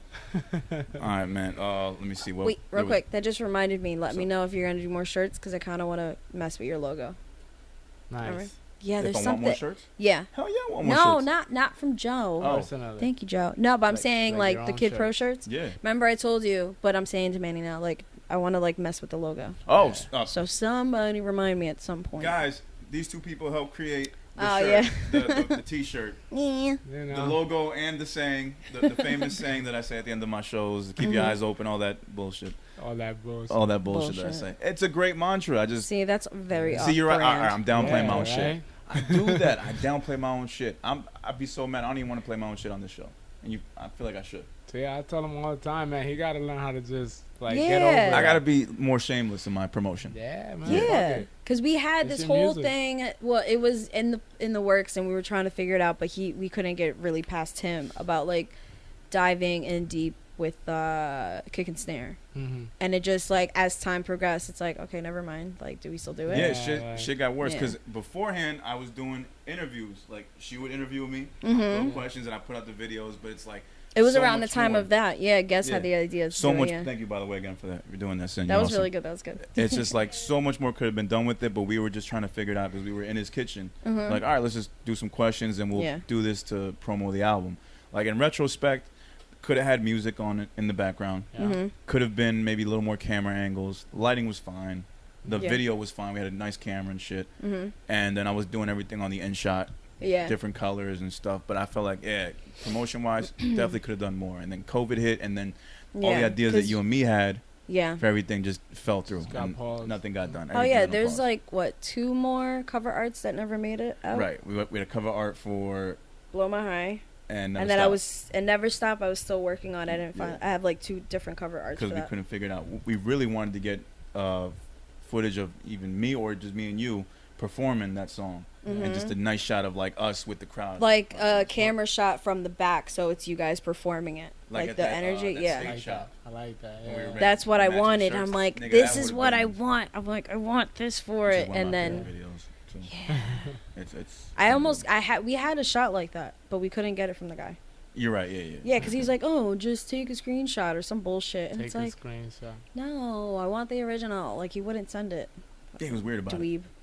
Yeah, whatever, man. Off that shit. But anyway, go ahead. Yeah, I don't know. Moving on to that. But that was that's pretty much that was the whole process, kick and snare, just with the lyrics and everything, and getting to use them. And now it'll be like the same process all over again, but like with the new project, new producer, and I'll probably be coming to him, and he'll be rejecting everything. And then when does that process start? Because once I know you bring it to Manny, then it's like, okay, I think once you bring it to Manny, Then eventually I'll get it. And then I can start doing, because I'm sure I'll have to get it after Manny. And then I can start doing like, okay, cover arts. I can start doing like promo plan. the way it goes now, or how it's been going, is like I write, I show to Manny, I then go to Obi's to record. After record, I show to you, and then we work out the creative process from there. That's pretty much my bad, Obi. I didn't mean to leave you out. So then Manny, Obi, me. Yeah, and we'll figure it out. But at the same time, I think that switches every now and then, because I'll let Obi hear lyrics. I don't think I've let you hear the lyrics before the song. I haven't let you got to that part yet with you. But yeah, usually Obi and Manny will be the ones that listen to it. Like taking advantage of the fact that he has me as a friend. It's like, no, but you're busy. That's another thing. See, that's part of me. It's like, you're always busy. I'm like, I'm not. Yeah, that's why I never bother her, even though I should. Yeah. I don't. Like eventually, like if I don't. Yeah, if you tell me it's important, because I'll get like, if I get like exclusives or like certain things, I'll put it off to the side, because if it's not important, I'll get to it. But if you tell me it's like, oh, like if I have to race against the clock, like, all right, I'll get it done. Right then and there, like we do it together. Like she went above and beyond just to give me that cover art for a song that wasn't even on Kick and Snare. Wait, which one? For Like That. No, that was easy though. Yeah, but still, you didn't have to do it, and you did it. The thing is, you can still use it. I did use it. It's on the SoundCloud. Like, it's the official cover art for that song and everything like that. But it's like pushing shit on SoundCloud is so fucking annoying. I want to see if I can like top myself with Can't Stop the Rain. That was such a good one. No, that cover art is hard as hell. That cover art is hard. Which we need cover. to fucking film. It was so good. Oh yeah, we still got to do that. Once you're ready, man. We need rain.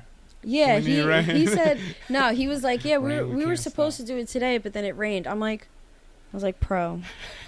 No, did I say that? Think about it. Yes, I was like, pro. No, I didn't say that. Now do you say it? No, I didn't say that. What I gotta do? Yeah. I said we would do a tape. Yeah, and you were like, no, it was something else. Another video. It wasn't Can't Stop the Rain. Of course, I'd want to do the rain for Can't Stop the Rain. No. He wants to be dancing in the rain. There was something, because you were like, well, the cameras. Yeah, because we can't film outside, so we had to think of something else to do it. So what my suggestion was, let's get a regular day where it's not raining. Put the fucking suction thing on the car with the camera. Now we have a camera. When it's not raining? When it's not raining, and shoot a fucking hose over the shit. And yeah, man, we got it. Hollywood Studios. And have fake rain coming on the car, because you're only shooting from one angle. So whatever angle the camera's pointing in, so have the hose. You want a sunny day. Not one cloud in the sky. It's got to be cloudy. And it's gonna be rain. Or nighttime, a dusk. At dusk. There's umbrellas. Oh, man. If you need somebody, I'll be right there. We didn't have any. It was just me and Manny. I'd be like, Manny, I got you. Are we moving? Okay. Like, if that's what we gotta do, we'll do it. I don't mind. But then you guys will be outside the car directing, and I'll be in the car smoking an L. I'm cool. Doing a song. That's fine. All right. That's part of the director's job anyway. All right then. All right. I made it sound a lot harder than it needed to be. I'm sorry, everybody. I'm sorry. Yeah. No, I just can't. I'm like, it's raining. Yeah. That's the point. But it's like it's got to be everything. You have the word and the title. The thing is, it was rain that we were able to stop, and it's got to be rain. I need a freshly rolled L. I need the female co-star. I'm getting Hollywood as fuck right now. You see the problem? I need this. So okay, so what else do you need? I need a freshly rolled L. Okay. I need the female co-star. We don't even have a co-star. We did have one, and then we got like she 15. did some shit. Right. I could get another one. I'm sure we can find somebody. I can find I'm somebody. sure. And she don't even have to be in the video. Like, if we just get her hand or something, pass me the blunt or whatever. But at the same time, I do. No, I think it should be somebody. Somebody that should act in it? A little bit. They should be on camera? Not too much. Just a little bit. I don't know if I want to show them smoking. I definitely want to show smoke in the car. No, it shouldn't. Yeah, you shouldn't really. Nobody's smoking, but just like passing blunt and it lit. And it lit. So we get some smoke. I think that would work. That way it's still like somewhat PG-13 and shit. But I'm trying to think. I mean, we'll talk about it off air. Off air. Yeah. Fair enough. But what else? Do you want a trailer? What do you mean? Oh, a trailer for that video? No, what are your demands? Okay, I want craft services. I want to be able to eat in between. Okay. Do you want me to hit up Lori too? Have some treats on the side? Yeah. Okay. Okay, asshole. What flavored bud vape do you want? Oh my god, yeah, nice. All right, pineapple. So shut the fuck up. And this is the problem too, is that he goes like 0 to 100. Yeah, he was like, I need this. He either doesn't want to hit you up to listen to a song of his, but or he gets like mad Hollywood. You need to hear this whole album right now. Right now, nigga. I got 40 tracks ready to go. 40 tracks. Double LP.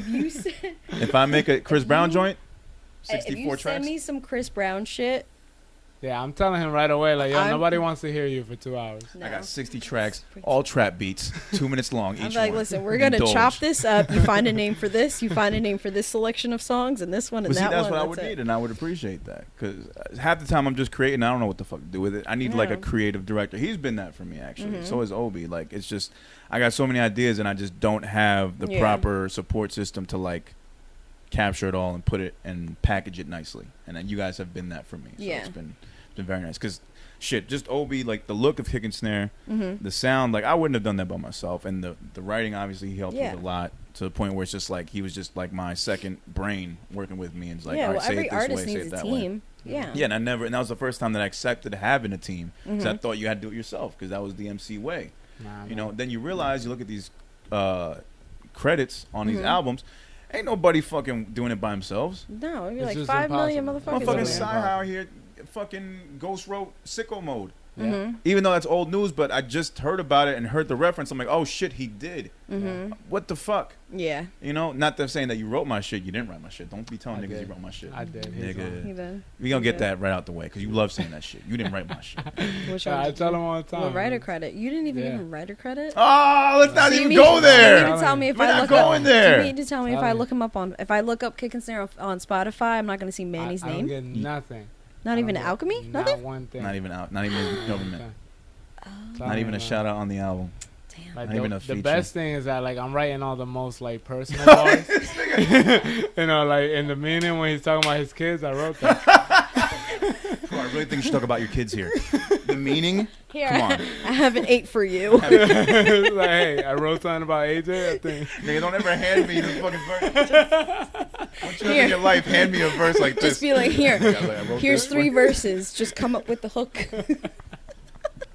They don't ever, I got the rest for you. Don't you ever do that shit. Oh my God. Just on steal the silver phone platter. For a bit, like, hey, by the way, I wrote something for you. He's gonna fucking airdrop me a verse from across the room. Oh my God. Just look at me, just wait, see, I got it. You get it? Did you get it? Did you get it? Did you get it? Nigga, I'll be like, what the fuck is this? Oh shit, that's funny. Nah, but that ass, it always requires a team. Remember, I used to, like, we used to talk about that too, because like one thing that became really big, like around, you know, the 2012 to 2015 era of me rapping, was I started noticing people forming like rap groups. Right? And like everybody wanted to be a rap group, and yo, let's get 3 rappers, 4 rappers, 5 rappers to like, you know, everybody gets a verse on a song and blah blah blah blah, try to out rap each other, all of that stuff. Yeah. And then you realize, like, that never works. No, they don't. They forget to highlight somebody. Not only that, every rap group or every rapper in a rap group wants to be the rapper, you know, the star. You know, everybody wants to be Kendrick Lamar. You know what I mean? And it never works out that way, except for TDE. Usually it's like you'll have a rapper, you know, like somebody to focus on. Then you got the video dude, you got the producer, you got, you know, just like a team of people who are like going towards the same goal, but don't necessarily have to be the face of the brand, or, you know, whatever. Right. And like Bronxland and them are like that. They're very like they even highlight their producer and even like their videographer who does like a million things, and it's Bronxland and another rapper, Rolly, but Bronxland's kind of like the face, and then they still highlight everybody. They highlight even, but you know, behind the scenes man, but you know, he's still the face. So I think collectives like that work, but during that time, they didn't know. They were just like, oh, like, yeah, we all family. And then how long did that last? Yeah, the only group that really did that for me back in that day would have been Slaughterhouse. Yeah. And then that didn't last long either. But you see how that didn't, like, but that was also outside shit, and then everybody kind of like, Joe, what the fuck you talking about? But Joe was right. But they didn't want to lose that deal. Yeah. They thought it was honor the contract, like he was saying.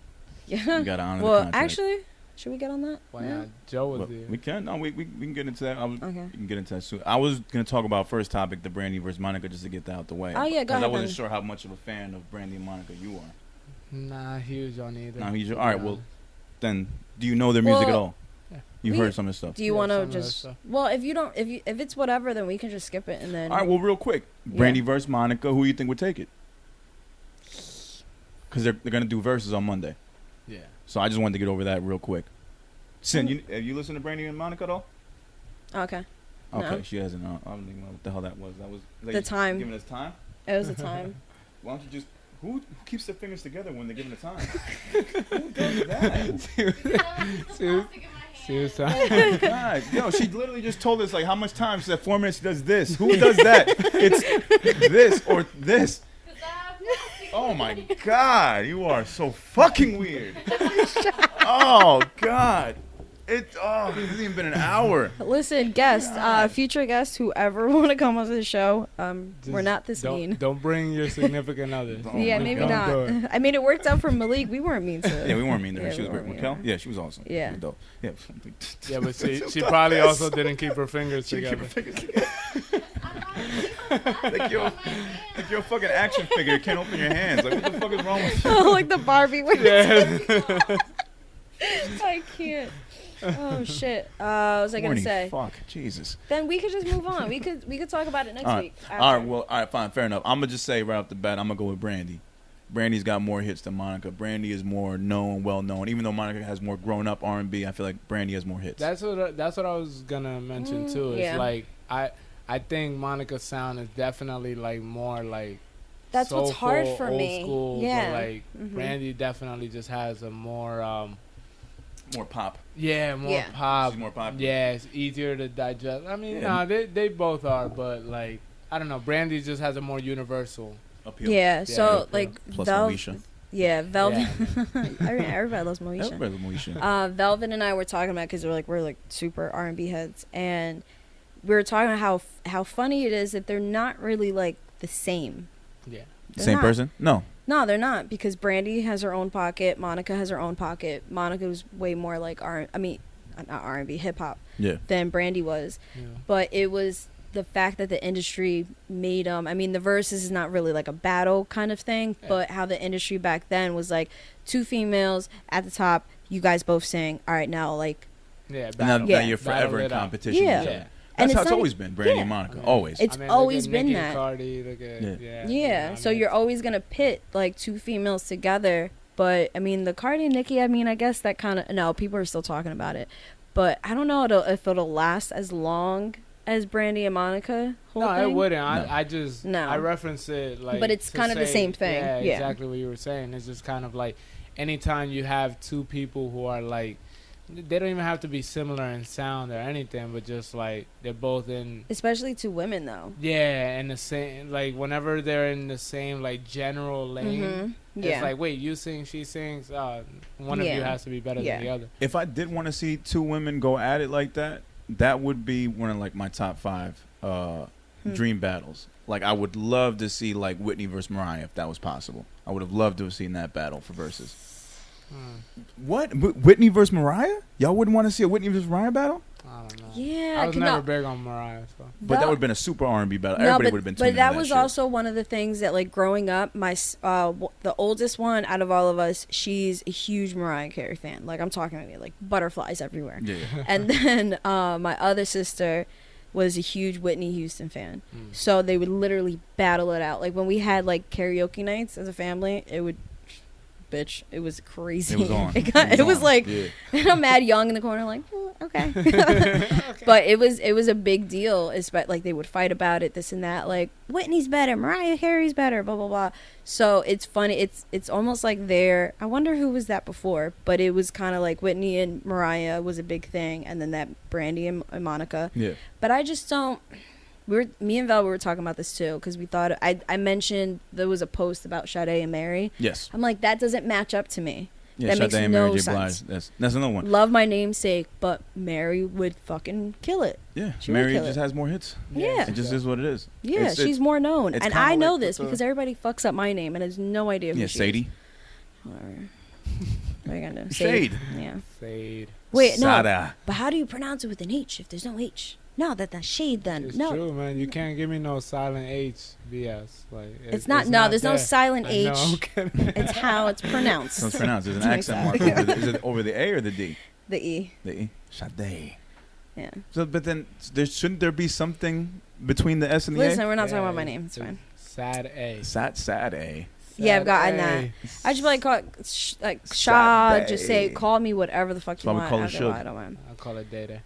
Day Day. I actually had that was a nickname for me too. Day Day. Can I call you Day Day?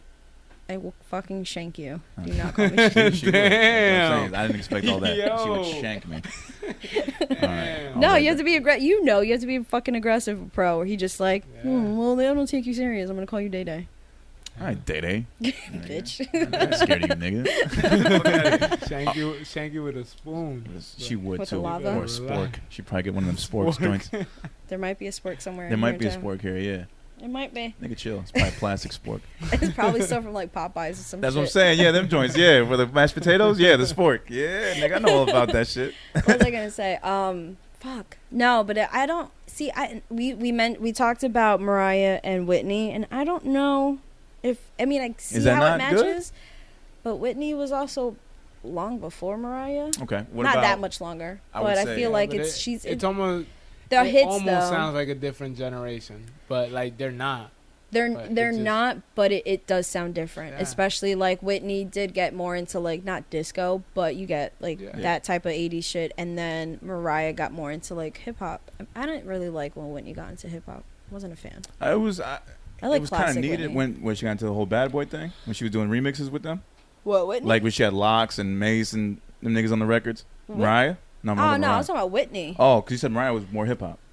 Well, yeah. That's what I meant. Like that time, when she was like rolling. Yeah, I think when we were talking about like Mary, I was like, well, what about Mariah and Mary? Okay, gotcha. I can kind of see how that. I can see that. I can see that. Yeah. Mariah and Mary, that works. They both have hits nonstop. That would be tough. I could see that going like maybe 60-40. And they did a lot of like features too, where those were also hits, and then their own shit was also a lot of hits. Whitney, I don't know who would match up to Whitney.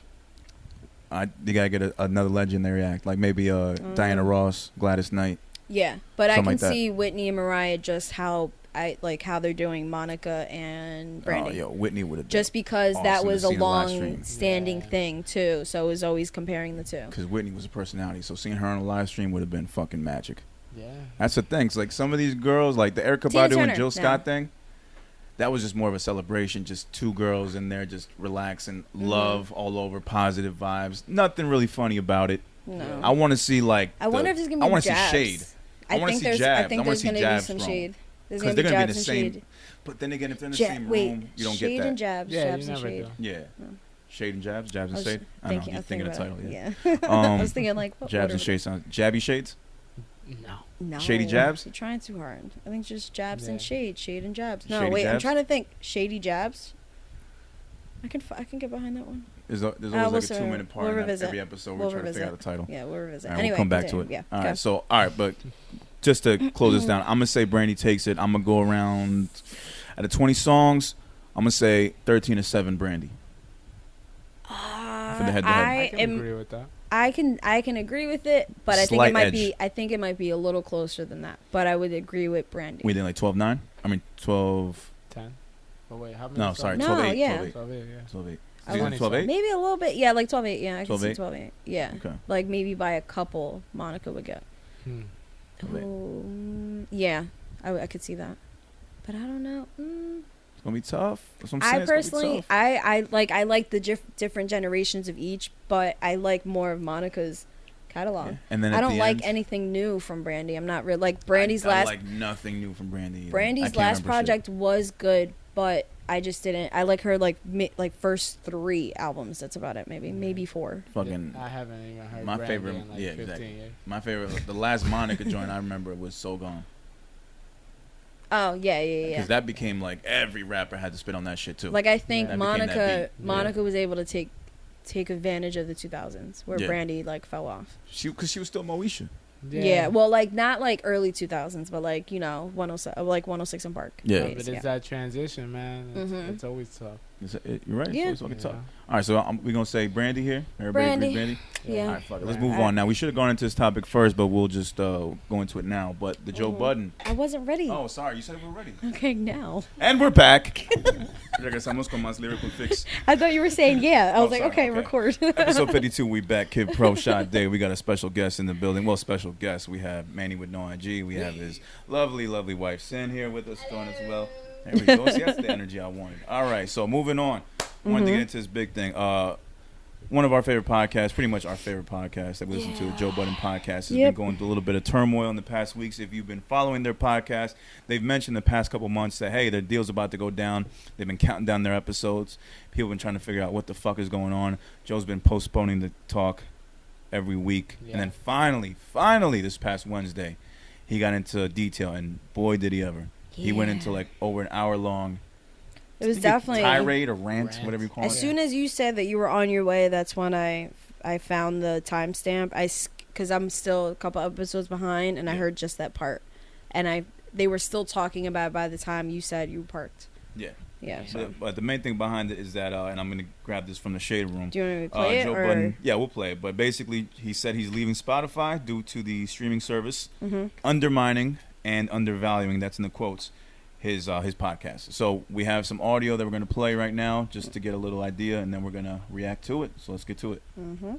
See, and that's the problem with these fucking DSPs. I come from music, fam.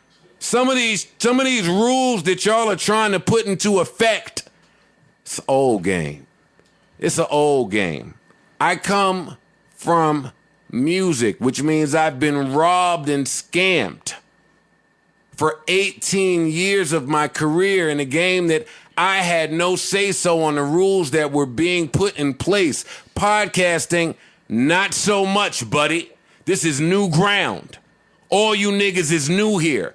Spotify, my contract with y'all, I helped design it. Y'all didn't know. There's an entire ecosystem here that you have to respect. Have to. If you're looking to feed the soil. See, everybody's not looking to feed the soil. Some are just looking to take the fruit. Right. All right. Yeah. Joe's good for that. Yeah, man. I love when he goes on his rant. Oh, yeah, for sure. And just to see, like, he pretty much broke it down from, like, when they first got the deal, the whole 2 years and everything that happened in between. So there were stories about not getting bonuses on time.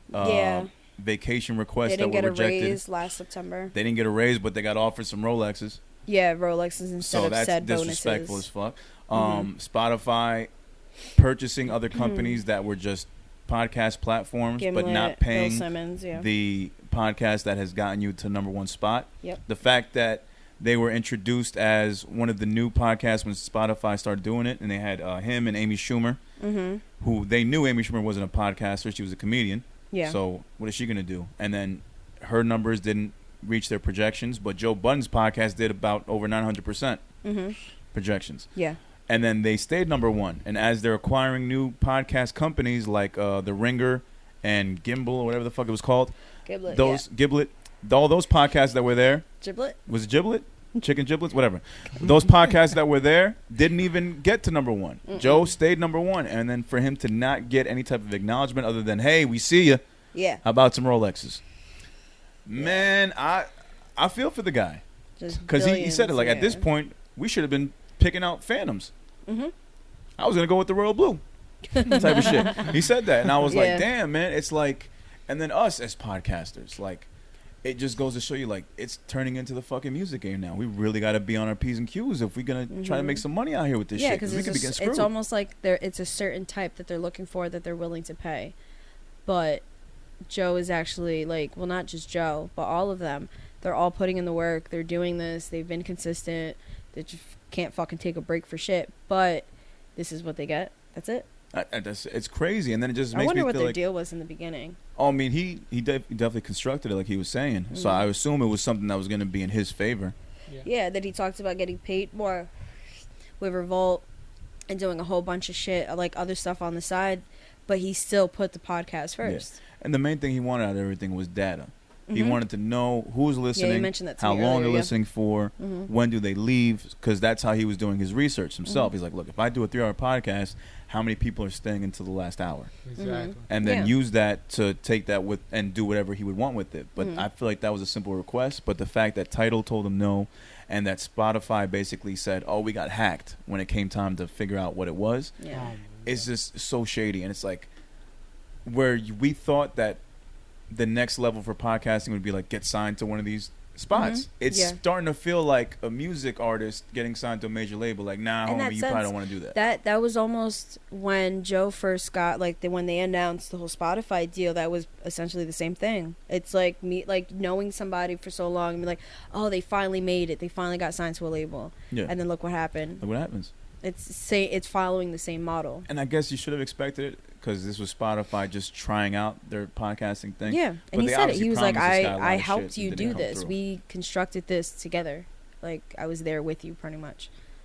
It's the first one. It's a fucked up situation, man. I don't know. Where do you guys see him going after this? Like, where do you see him taking this shit? To another, just independent, or taking to another spot? Apple Music? The thing about him in particular, is that he can literally do it independent. Yeah, he can. And still probably make a shitload of money. And, I mean, one thing about Joe is, like, he has said for the longest, and, like, this is one of the things that I resonate with him so much, is just, he's always talked about, at least in the music industry, how artists need to, like, unionize, right? Yes. And just start putting themselves and their art before these industries. Yeah. Because, you know, they continue, like, just kind of diminishing your work, and they're putting value on your work. Right. You know, like, who put value on, you know, Leonardo da Vinci painting? Like, you know, it's just, he decided this is what I painted, and he as the artist decided it's worth this much. Yeah. And, like, right now with any kind of art, whether it be music or podcasting, like, you don't get that privilege anymore. And it's in the artist, like, we as artists have kind of, like, let that slip away. And I feel like Joe, at this point, if he doesn't go independent, I mean, it's not to say that he's kind of putting that on the back burner, but it's also showing that, like, the industry is going to continue to win. Yeah, man. I mean, these motherfuckers, they found a way to monetize this shit. Because another thing he mentioned, too, he went into, like, you know, what's the cost of a stream? How much is the stream worth? Yeah. So it's like, if you're telling me that I got to get 1,500 streams for a 3-minute song to get at least $1, how many streams of a podcast? We do a 2.5 hour, 3 hour podcast. How long before it's considered a stream? Yeah. And then how many before it's considered a $1? Yeah, cause it should be on a different level than a song. Because he said pretty much, like, they have rules for songs, you know, like, after a person listens to ours is different. X it's amount, like 30 seconds to a minute. Yeah, so it's like ridiculous. Yeah, it counts for us for about 30 for podcasts, 30 seconds, and then because I seen that because I've looked through the Spotify data, Apple's it's weird, and then even with Anchor I've looked at it and they count a listen. I monitor through Anchor with everything else, because it like groups everything together and then it kind of like breaks it down. 30 seconds, like I'll go to Spotify, play for 30 seconds or at least like a little bit, and I'll see, and then I'll like refresh it, and then it pops up right away. So I mean, it's still like it's different from songs, and they're still trying to figure that out because I don't know how they're doing. If it's a deal, then you're getting paid off of that, but how are they figuring out the streams and like how many streams there were? Sometimes you can see Apple will show you like how much, like in the time frame they made it through this much. Okay, this percentage made it through an hour. This percentage made it to the end or something like that. And that's the type of stats and the data that Joe was asking for. He just wanted it more like detailed, and he wasn't getting that. Yeah. And I feel like, if you're promised that at the beginning, just anything. If you're promised something at the beginning of your contract, it should be honored by the company. Yeah, because they have that information. All they have to do tech is... company. That's it. Right there. Like, you handed me a verse. Right there. It's the same shit. Like, I didn't want to say it. Yeah, exactly. As soon as I was like... No, because you did it, and I got triggered because you fucking reminded me of what happened 15 minutes ago. Tomorrow, I'm just going to be like, pro. If you do that, I'm going to be like, right there, back at you, nigga. I'm telling you, it's the only way to hand them shit. Oh, my God. Don't ever hand me anything like that again. But, thank you. I will take that, though. Yeah. Here you go. But it's... No, go ahead. All right, so... But that whole thing has changed the music world entirely to like we're now hearing more 2-minute, 3-minute songs. Yeah. So is that what's going to happen now with podding, where it's like, all right, we might as well just make 30-minute episodes? Why are we wasting our time doing 2.5 hours, 3 hours if we're going to get the same amount? Yeah. If we I just feel like those are so lame. I agree. This is the dilemma that's going to start happening now, because that happened with music. Oh, why am I going to make 3 verses when you guys only care about where I'm only getting paid if I do Yeah. Minute and a half, 2 minutes. And him and Ian, like, well, he's talked about it that him and Ian have, what does it say? Have talked about doing, like, their own thing. It was actually right before Spotify when they were like, oh, the power of saying no. Remember that, guys? Yeah. Where it was like the power of saying no, blah, blah, blah. And Ian and I have talked about, like, doing our own thing, and that's ultimately their goal. So maybe this could be them branching out to do their own thing. It's very, very simple. Yeah, I feel Joe and Ian are so fucking on it. They've probably been planning this, like, especially with the last few months, or even like the year before that when they didn't get their raise when they made a year with September. Like, they're like, you know what? If they're not gonna get, like, there's gonna be some bullshit at the end of this year. Oh man, so it is nothing for them to do it, because I've already seen other people like that. From Brilliant Idiots, Andrew Schultz, who's become one of my favorite comedians. Like him in quarantine now, he's developed like his own thing. Like he rented out a studio space. Oh yeah, I've seen that. And he set it all up, and he's been doing his quarantine videos. If you've seen him, like every week he drops like a monologue, like a 5-minute monologue on shit. It's been genius. He's created a whole new lane for himself.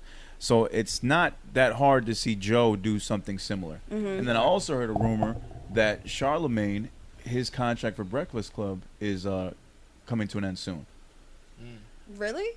Oh, shit. It's a rumor. There might be something there, because those two together would be a fucking powerhouse. Not like a podcast together, but just them working together, creating a whole network of just podcasters or other types of content. I can see that going very, very far. No, I can see that. Yeah. Charlemagne and Joe Budden together, man, come on, that's a powerhouse, right? It's a it's a hell of a team. And they've right worked together like plenty of times. Yeah, the end of the year, like the end of the year shit. They've done that stuff. Even after all their beef. Just those two people together, right? I think they're still cool. I think Maul and Charlemagne have like a little beef on the side over some shit. But I think that together, has a problem with Maul. If Joe and Ian put their resources together, they could get their own studio, set up their own shit, and just rent it out or have other people and do their fucking thing. I think that's what's in the future for Joe. I think he knows what he has to do. Yeah. And he's going to be one of the, like everybody else, he's going to get mad ads. He's going to be getting his own ads, getting his own money, and setting up his own promo codes, and you don't need anybody else to fucking do it for him. Yeah, because I can see that. And then I even see, what is it called? I know, like, I think Elliot at one point tried to make a move for Rory, but it was like with the playlist. But remember, Joe was like, oh, like, okay, you're leaving us for Tidal type shit. Yeah. I can see that, like, Tidal trying to make an offer. Someone's going to make an offer for him, definitely. But for sure, who knows what they're making, but I'm sure they just want to be able to help people. I think that's what he said in his rant too. Like, I want to be sure that none of my peoples ever get harassed or played out for any type of deal. So listen to this. This is the statement that Spotify gave to Pitchfork. I've been waiting for this. It was our desire to keep Joe Budden on Spotify. As Joe referenced on the show, we made him a considerable offer, one that was significantly... See, I'm getting tongue-tied, bro. Significantly? I can't. Yeah, there you go. I'm not a rapper, bro. Larger and many times the value of the existing agreement and reflective of the current market. Nah, son. Okay. Once you use and the R size word, of his audience. So you know it, but you just won't share it. Okay. Yeah. Unfortunately, we could not come to terms, and we respect his wishes to find a new home for his show. And then Joe, one of his tweets, I'm sure there's several more, but this one was kind of funny. The part some people are missing is that not once have I ever asked anybody besides Ian for anything. I go get mine. These are our standard practices, another Potter. Yeah, that's that shit was bullshit. Yeah. That's just like a label telling you the same shit. That's what it felt like. He's like, fuck that deal. Like, fuck you. Like, fuck out of here. And it's like, hey, we wish you the best. We'll just find another podcast and we'll be good. Yeah, I mean they're not complaining. They got Joe Rogan coming. That's the thing about these big corporations is that they know what they're doing. They also understand that Joe Budden, even being as big as he is, I mean, it's only a matter of time before somebody else. And they did that getting Joe Rogan. Yeah. Which I think was the biggest. I think that was the last straw for Joe Budden. That definitely was. You heard it when he talked about it. Like you can hear it. You could feel it because he's talked about Joe Rogan before, and it was no problem. It was no problem. It was like a couple, like 100 million or 200 million, something. I forgot how much, but it was a lot. They gave him a bag. It was a huge bag. Huge bag and huge Louis bag. And all I can say is I hope Joe gets all of it. He probably will. I don't know the way I'm not gonna get into the whole. But they might treat him different than they treated Joe Budden. Let's just say that. Oh, no, for sure. Yeah. Because it's becoming, especially right now, it's becoming a race thing, too. So people are seeing it that way. Because all these names, they're starting to look very similar and very different from Joe. and just because there's Parks and Rory, these are not the people that are like streamlining the. It's Joe. They're not the face. Joe's the one. Yeah.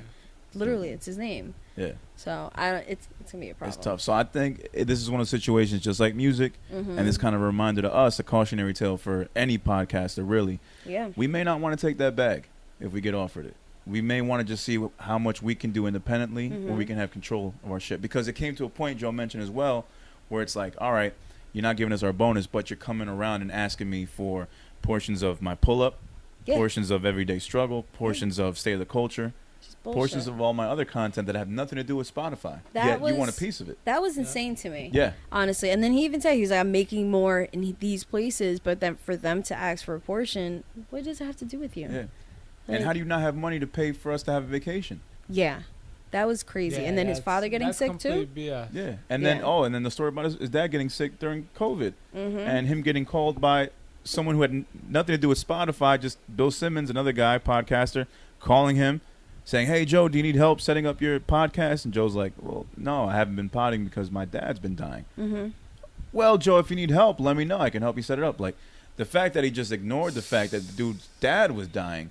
Yeah. I'm like, Joe was like, yo, you don't ever got to call me again. Yeah. Like, leave it like that. Like, that shit was very telling. Like, it's just, no matter where you go, these companies don't give a fuck about you. Remember in the beginning of the deal, there were Spotify people, like, in the apartment, like just chilling in the kitchen, wanted to see what was going on, wanted to see their investment. And then that stopped, and then they kept that promo code shit because they were pillaging. They were just trying to grab other people, their audience, and just use them. And it's sickening, man. It's just like we knew about all the horror stories from music labels, and now just seeing it happen with potting is just.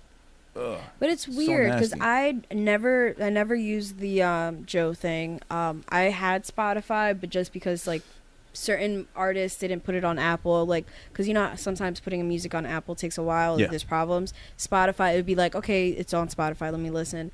So I always had it there, but it was always worked like Pandora, where because I never paid for it. Joe's shit in the beginning had ads, and then they went away. So I'm like, there's really no difference. It's like me listening on the podcast app, the Apple shit before. And it became the only reason I got Spotify was to hear this podcast. Oh, yeah. Now I'm going to keep it because I listen to Joe Rogan as well. So I'm going to keep Spotify. Yeah. But wherever Joe goes. I'll catch it on YouTube. Well, that's the thing. He said that now because it's like now you don't have to wait 2 days. He says that shit's over. It's going to be on the same day as the audio comes out on YouTube. So I guess that's going to be cool for everybody else. Which I would, before Spotify, it was always 2 days. Right, but he said it's not going to be the case anymore. He said it's going to be instant. So, I mean, whoever's doing their editing is probably working their ass off to get it all done. What was his name? That's a lot of editing. Eric Erickson, right? That's the videographer? Yeah. So that's going to be crazy. I remember we saw him. I didn't know what the guy looked like, and we went to the live podcast and saw him. That's right. I went to the live podcast. Oh, really? With them, So jealous. I seen it in the beginning, like right when they changed the name. And they talked about that too during the show. Like, remember that whole week run, or that 4-show run? They were talking about Joe was going through shit at that time too. Oh God! And I just remember him saying, because I remember the podcast after, he didn't talk shit about the Philly show. Apparently, we were a bad crowd. Apparently. Oh really? Yeah, he did not. Oh shit, he didn't mention it. He talked about the other spots. He didn't talk about Philly. Every other spot. We were a bad crowd. I know he talked shit about a couple cities, but I didn't remember Philly. I had a great time. Our boy that came with us got called Russ. It was great. Shouts out to Gabby. I seen him at Highline. Rory called him. He's like, he got up. He's like, hey, my name's Gabby. Rory's like, no, you're Russ. Just like everybody fucking laughed. I'm standing right next to him like, don't look at me. I'm not gonna ask him. Nah, y'all missed out, man. When he was at Highline, and then it was dope. I brought Juan there. Juan was like, the fuck is this? He loved it. After he's like, oh, okay, I see what it is now. This is cool. Podcast, the live podcast shit. That was when they had Sean Smith. And he talked about it. It's funny. Did I ever tell you a story? We're waiting online. The fucking line is long as shit. And all of a sudden I hear, is that Joe? Everybody. And you just see him like this, smoking a cigarette. And he goes, I'm not here. I'm trying to go buy a pack of cigarettes, man. I'll see you inside. And he's just walking down to the wall. They get like, he's just a real dude, man. That's really what has lifted him to where he is now. Anyway, it's just like his personality, man. It's like. And then he talks about when it gets tough too. Yeah. Yeah, it's funny because it's kind of like It's like he's like an oxymoron. He's just like he's like the biggest asshole, and because of that, it's so charming. And it works for him. He's able to use his assholeness. Assholiness, what is it? I don't even know. Assholishness. Assholiness. To his advantage. There's something holy about him. No, it's a very common Virgo trait. I'm the same as well. Yeah. I like to use my assholishness. And he calls her the sociopath. I mean, it takes one to know one, right? Sociopath. It does take one to know one. It's okay. It takes one to know one. I like Fair enough. All right. I have some sociopathic tendencies. All right. Fair enough. I'll give you that. A little bit. Just a bit. Just a bit. So, I mean. Man, it's sad. I mean, it's sad to see. It sucks. But, I mean, it being Joe Budden, it's like he's going to figure it out one way or another. Yeah. He's going to be all right. He's going to get that bag. But I did see, he put it on his story, this article, where they were saying, like, on the other hand, like they were talking about everything else. On the other hand, we're right in the middle of Budden's renewal negotiation process. So they pretty much compare him to Howard Stern, which he's been compared before. But the fact, like, what Howard Stern is doing with Sirius, they're saying, like, maybe this is his tactic to be like, no, give me more money. Like, look at the uproar that I'm getting, like, that I'm bringing up. People are talking about, okay, all right, deleting Spotify app. Let me know when. All right, September 24th. That's when. Okay, cool. Yeah. Like they're just. It's gonna be crazy. It's gonna be tough if they go to fucking Sirius or something like that. But they released a statement saying like, okay. I'm so angry. They released a statement like they're all right. You want to go? That's it. I could see them so doing I don't think it'll renew. I could see them doing like the independent thing because that's what Andrew Schultz does with his. Like he does the independent shit out of a studio, but then he also has a Patreon. Mm-hmm. Yeah. So you could pay the $5, $10, or I pay think like the full. They mentioned Patreon, but they also mentioned OnlyFans to kind of cover up the Patreon to like joke about it. Yeah. But I think Patreon might happen. Patreon might be the good deal. And then, actually, that's what Matty does. Yeah, and then you make great money off of fucking Patreon. The thing is, again, you're getting all of that, or I mean, maybe not all of it, but you're getting the majority of that. Yeah. Whereas any big corporation, again, you're another number. So. Yeah. If they're offering you 150 mil, it's because they're making 600 mil. Of course. Like they know what they're doing. And then you got to think at that point, all right, if you throw me 150 mil, then I know I'm worth more than that. Yeah. So like, I feel like Tidal would be a good move. I feel like it would, but his only issue was they weren't going to give him the data. Yeah. True. This is how secretive they were. Because it's like, dude, look, I'm all for it. I'll give you the best show possible, but I need to know who is watching my show. I don't understand why not. That's the only thing. It's like, just give the man the fucking data. That's it. I want to know who watches my show. Like, you don't think Elliot wants to know? I feel like Elliot has. Why would having demographics be an issue or knowing what your demographic is? I would want to know that. Elliot Wilson is definitely getting data. He's definitely getting reports back. Yeah. Or somebody he knows close enough who's telling him that, like, translating Maybe that's what it is. He knows the right people, and Joe just doesn't. But it's a shame that he wouldn't. Issue. But it's like, because I know his manager's probably working the deals and shit behind the back. Elliot is Tidal, actually. He's like.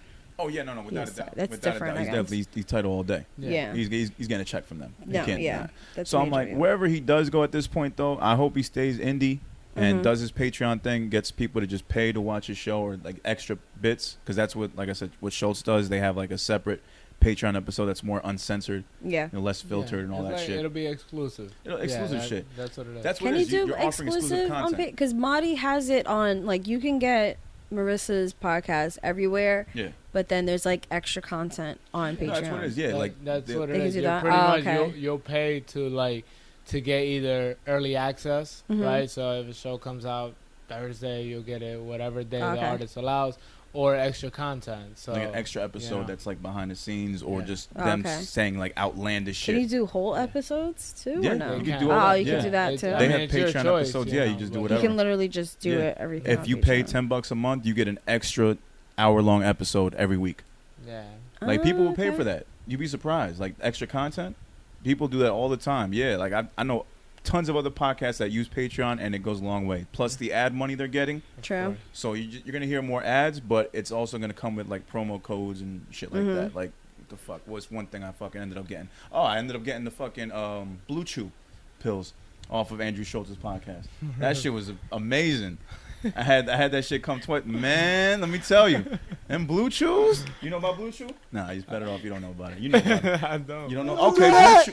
Don't do that. Oh, I'm going to do it. I'm gonna do it. All right. So, Blue Chew, for those who don't know, is like a generic brand of Viagra and Cialis. That stuff is in there. Yo, let me. That's why I was laughing so boy, hard. You know, pro boy. No, I didn't need it. Get the fuck out of here. No, let's not start that shit. Ain't nobody need it.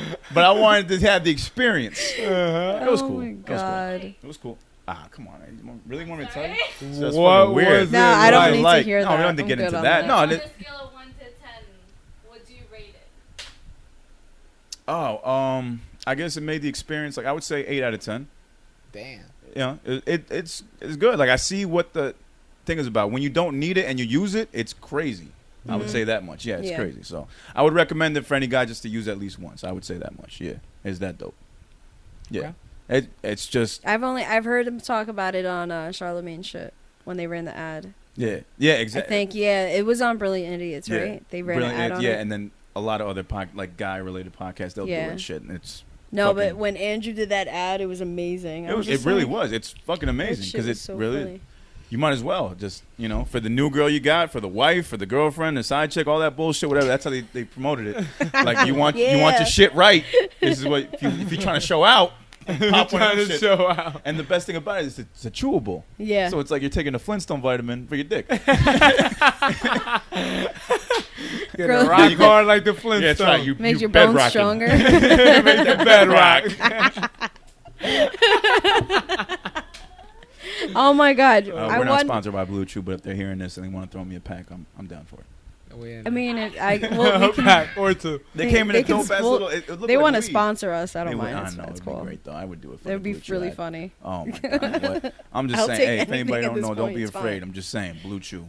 Right? If you find the right podcast, you get it for free. Just pay for shipping. That's all. I'm just put it out there. Jesus Christ! Find the right podcast. I got mine. It was free. Just paid for shipping. $5. I had a month-long supply of shit. I can't. I was ready. Yeah, it was a sweet deal. Use the promo code. I'm just saying. What's the promo code? But like I'm saying, like those are the types of you get that, you get 4 Hymns, like it's just different types of companies like Bevel.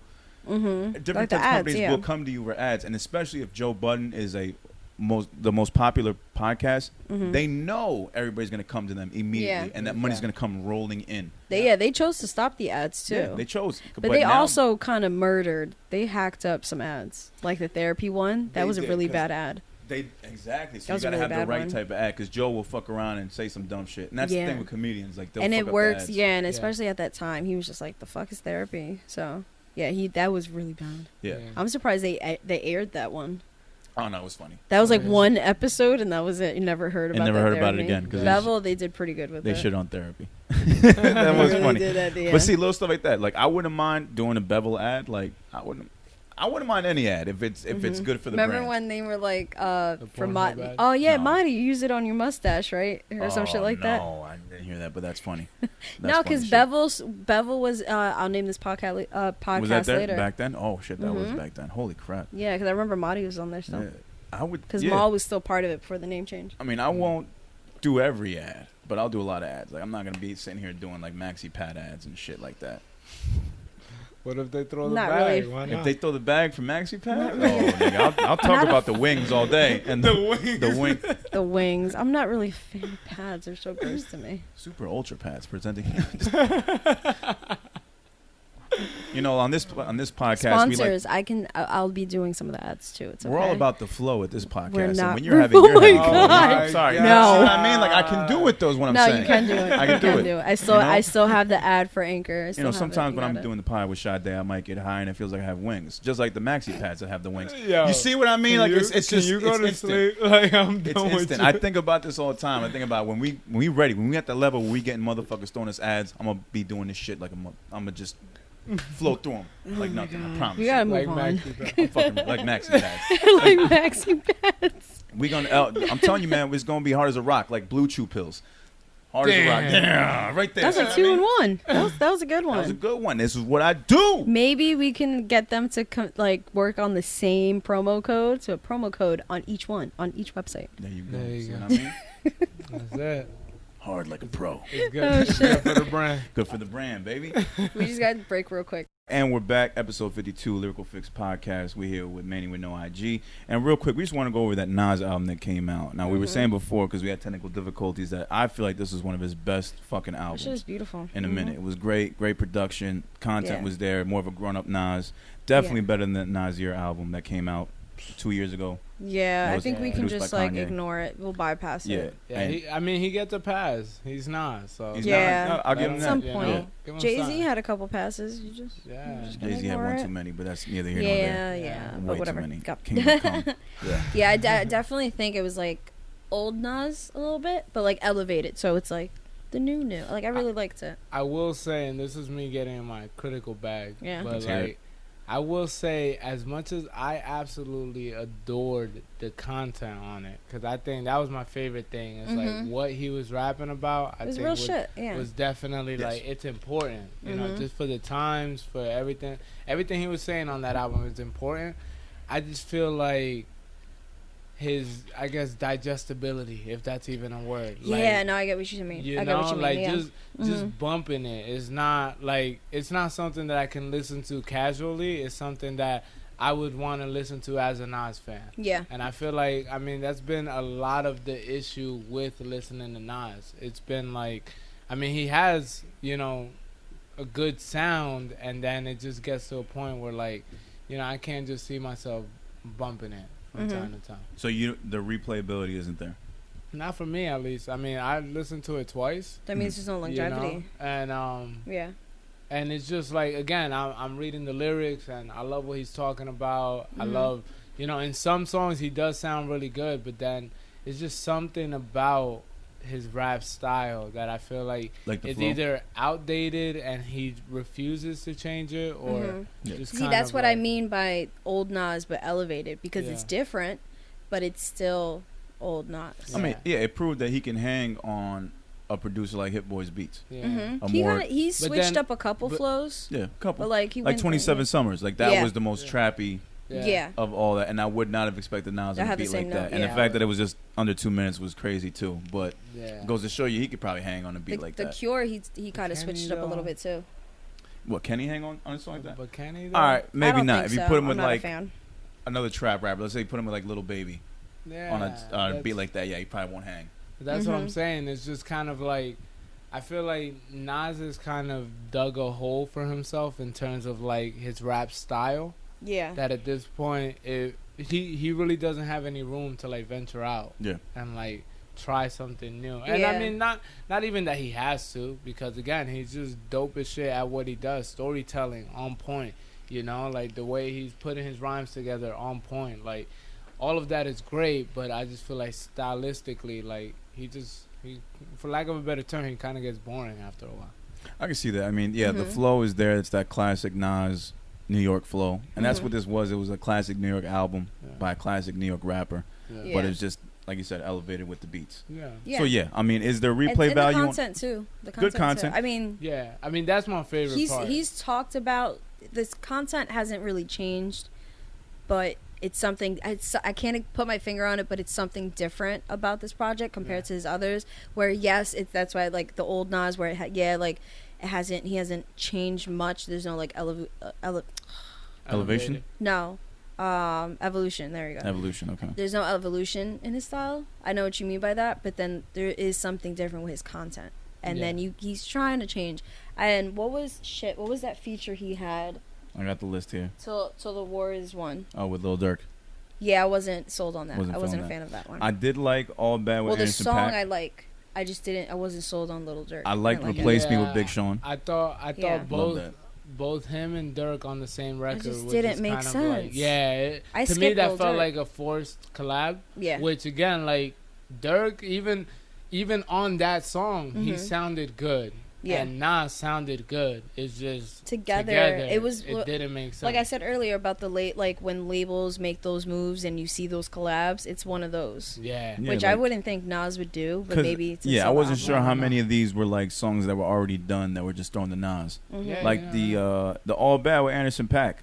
that definitely could have been one that's just like, all right, we had Pac in the studio, he recorded a hook, and to be let's honest, send it out. And that song is one of my least favorite because like that I could tell it's kind of one of those songs that like forced. Yeah, it was like Nas is in the studio and was like, yo, we need like radio hit like back in the old style. I think Lil Durk he chose himself though. Well, that's what I mean. The Anderson .Paak. Yeah, because like even if you're listening to what they're singing and rapping about, like it is so generic that it's like you almost don't even get a feel for what you can almost kind of tell already just by the title. Like if I see All Bad featuring Anderson .Paak, I'm thinking relationship song. This is Nas talking about his past with Khalees. Which apparently there was a lot of mentions in this album, but then again he's been talking about it since the breakup. Because what was it? So the wars won. These coward men that were beating on you, never me. Like the ad lib, never me.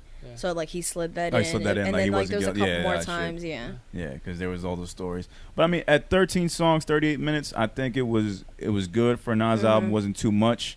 Definitely some surprises. What's your with favorite the. Song I like Replace Me and I like Full Circle because I really like AZ's verse. Yeah, killed that Full shit. Circle. Was this is definitely what I want to talk about. Foxy and what's the last Cormega? one again? Cormega. Those verses I could have done without. To be honest. Thank you. Okay, but it was Foxy, just me. I didn't need. Yeah, I didn't need it just sounded weird. Like she sounded misplaced. She gave me the super generic, like I'm the illest bitch. Yeah, it was not only was her content, but sound wise. La Familia. Yeah, like recorded off like. Yeah, I don't even know who that was. Like that's Foxy. It was weird. It didn't match. Yeah, without like reading the title, I would have never guessed it was her. Nah, it didn't match at all. No, I mean I heard Foxy. I heard her, but it was like old Foxy. It felt like. It felt like a verse that they had on the cutting room floor, and they're like, "Oh, well, we got this." Generic fucking. But see, what upset me about that one is that Nas, AZ, and the other. Cormega. I'm sorry, no, the actually Nas and AZ to me had the same subject matter.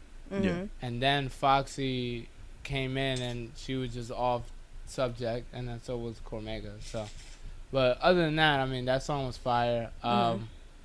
What else? I liked Ultra Black. Replace Me was really Replace good. Me was dope. Yeah. I like Ultra Black. Full Circle, but just really Cardi 5. Cardi 5 I was feeling with Charlie Wilson. The Cure. Yeah, that was a good one. Charlie Wilson. I wish he had more Charlie Wilson on that, though. Oh, man. It should have been a lot more. For some reason on my Apple Music, the Spicy song is grayed out. I got to listen to Spicy. That was bad.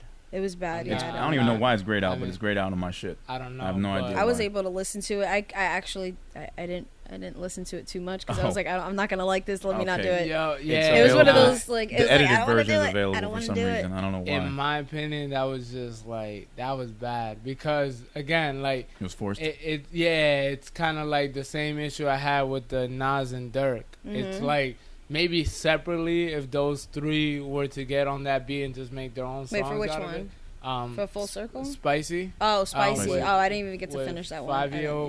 Fabio, right? Fabio. Fivio. I haven't said his name. I just leave it to. And then what the hell? ASAP Ferg.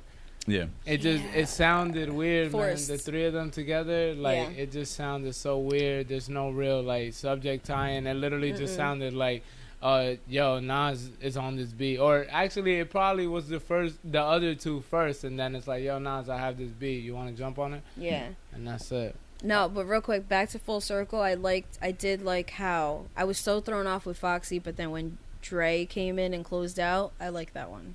Yeah. I kind of liked it. And then, thing. Yeah, having Dre close it out was was dope. And then he's stretch marks from this art gave birth to this. I like that. I was like, wow, it's hard. I like that. I mean, he definitely didn't write that, but yeah. No, he didn't. Did you guys catch the video for Ultra Black? I did not yet. No, I didn't. I know it's I've been seeing clips here and there and pictures, but I haven't seen it. It was man. It's just I have to that. see it, that and I don't know if you guys talked about it, but Entrepreneur. Entrepreneur was supposed to be this episode, but we talked about mad shit. I didn't like the song. Those two. I mean, I didn't listen to it for the song. I watched the video. Do you want to hear my notes? What is with the whispering? That's exactly. That was like my first note. What is with the whispering? I didn't get it. Like that was just kind of. And then weird. I just thought it was weird that it dropped on the same day that Nas was dropping shit, because that's been a thing too. Like where Jay's just dropping shit the same day that Nas does. Nas on like a promo run. I forgot where he said it. He said something like, "Oh, maybe nasty." He tried to be like." I can't think of the word, but he tried to be like fucking, I guess, coy with it. Maybe we're, you know, like when girls are like, oh, we're on the same cycle. Yeah. We're on the same like creative like cycle, pretty much. Yeah. And then he had to act like he's like, well, what's Collision Course? And they're like, oh, that's the album he did with Linkin Park. I was like, oh, word, I didn't even know that. When they asked him, Shade. Come on, Nas, you had to have known that Jay dropped. Your past 5 projects, Jay has dropped something the same day. It overshadows. I remember going to. It's Coconuts, like it's a CD place around here. I remember going to Coconuts to pick up Collision Course, and I seen I was like, oh shit, that did drop. It doesn't make any sense. There's no, I mean, they became friends, or they performed together at the B-side show, but I gotta see it now. Like Jay still is petty as fuck.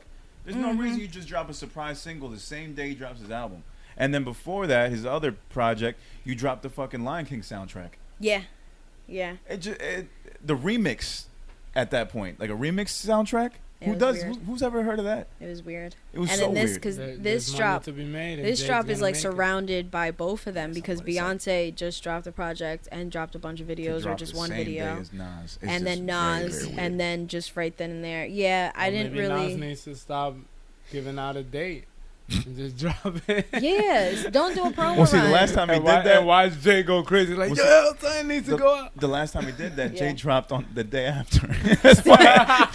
Oh my god, I forgot which project was that. Fuck. I gotta pull it up now, but Jay actually fucking dropped the day after. Damn, that's fucking wild. I forgot about that, man. Don't let him breathe. That's the sign of a petty ass nigga, straight up. Yeah, I mean, that's the one. Jay-Z does seem like he's super petty. Yeah, that's probably because I've always talked about that with the whole beef. It's like Nas won that battle, but Jay-Z won the war. I mean, no, he definitely did. Right here, I got it right here. Stillmatic, December 18th, 2001. That's right. Unplugged drops the same day. That's right, and that's all you fucking heard about was Street's Disciple, November 30th. Collision Course, same day. Nas's greatest hits, American Gangster. Yeah. Then the Nasir album, the secret album with Kanye. That's why no one knew about it. The next day, Everything Is Love. Yeah. And now Lost Tapes 2, July 19th of last year. Beyonce and Jay-Z, Lion King. And then this. Come on, man. That's more than a coincidence at this point. No, it is. That is secret pettiness. But he doesn't want to. You know, Nas is talking hella shit in the back, but he's just like, oh, maybe we're on the same cycle. But then Nas still had to do the B-side. Nas still signed to him. But for this shit to happen, it just seems so weird. Super. Come on, son. Like, see that? You see these stats. It's like, what do you think? Doing that on purpose. If a nigga was doing that to you, you would think something. No, he's definitely doing doing that on purpose. At that point, it's like, it's happening. So I just gotta what let else it can happen. you do? But it's like, how much you gonna step on really, that? I mean, honestly, I just gotta let it happen. Yeah, honestly, what can Nas do? Because if Nas comes out on, in interviews and starts like, yo, Jay's on my dad, like he's just gonna be looked at like, yo. Yeah. Mind you, this was off Royce's page. Yeah. And then the whole caption is just the emoji like them. And I feel the same way. Royce knows what's up, man. No, he definitely does. Anybody can tell what's up. This is just very, very more than coincidental. That's all right. But anyways, dope fucking album from Nas. Yeah. Great fucking album. I'll listen to it a couple more times for sure. And Hit Boy's on a fucking roll. That's all I know. Yeah. Between him and Alchemist, definitely top producers of the year. What I liked about Hit Boy too was like, to me, he kind of went towards Nas's style. You know, but without it seeming like, oh, I'm gonna give you beats made for Nas. Like, it was just kind of like, you could tell they were Hit Boy beats. Like, they just sounded. It still had like his style on it, but also catered. But they catered to a New York artist, because it was new school beats for a New York artist. Yeah, I didn't have any issue with any other beats on there. Normally, like, you'll find a beat or two that just don't fit the album. It was great. Where I couldn't see a new head, like a young New York nigga on it. Yeah, I could see an older head, and it worked perfect. Yeah, Hit Boy definitely found that pocket with Nas. Definitely. So I appreciated that. All right, so let's move on from that. Now we're gonna get to our favorite part, but with the guest, it's even our more favorite part. It's called If You Don't Know. So we're gonna start with that. So for everybody that don't know, If You Don't Know is where we highlight. You want to play the? Wait. keep talking. Oh, if you don't know, I was like, is our world famous segment where we show love to artists inside and outside of New Jersey, people that we feel that you should be checking out. Now, because we have a guest today, we always ask our guests to bring in their entries. So we asked Manny to just bring one for today. If you don't know, is there somebody that you're listening to that we may not know about that you feel we should be put onto? I definitely do, man. So recently, and I'll just give you a little bit of a backstory. It's funny because like Pro and I went to a Mick Jenkins concert about 2 years ago, and my wife was there. Okay, I'm like, what's going on? I was like, what? But yeah, we went to a Mick Jenkins concert. About 2 years ago, and great show. Yeah, it was a great show. Sucky audience. And yeah, it was. And one of the opening acts, I remember him opening up. He was really dope. He actually, it's funny. He had a song that made my wife cry, and it was just like there was something about him that I was like, yo, his style is like really dope. So then after that, I didn't check him out at all. All of a sudden, this year, for whatever reason, I just like he came to mind during the whole quarantine. I was like, yo, let me check out this dude's music. Been listening to him nonstop. And what's dude's name again? Rex Life Raj. Rex Life Raj. Yeah, as much as I don't like the name. I don't even remember that name when we went over there, yo. Yeah, I swear I don't remember that name. I remember him trying to get the crowd to yell out Rex Life.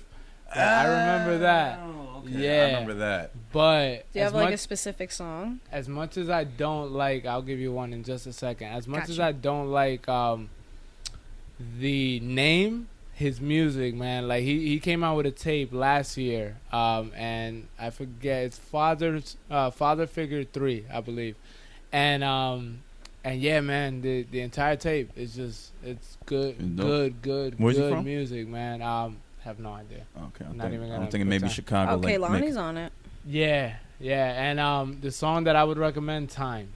Check out Time. It's probably my favorite song on the album, but there's no bad song on that album. So just put it on shuffle, check it out. So the project called Father Figure 3. Yeah. Song's called Time.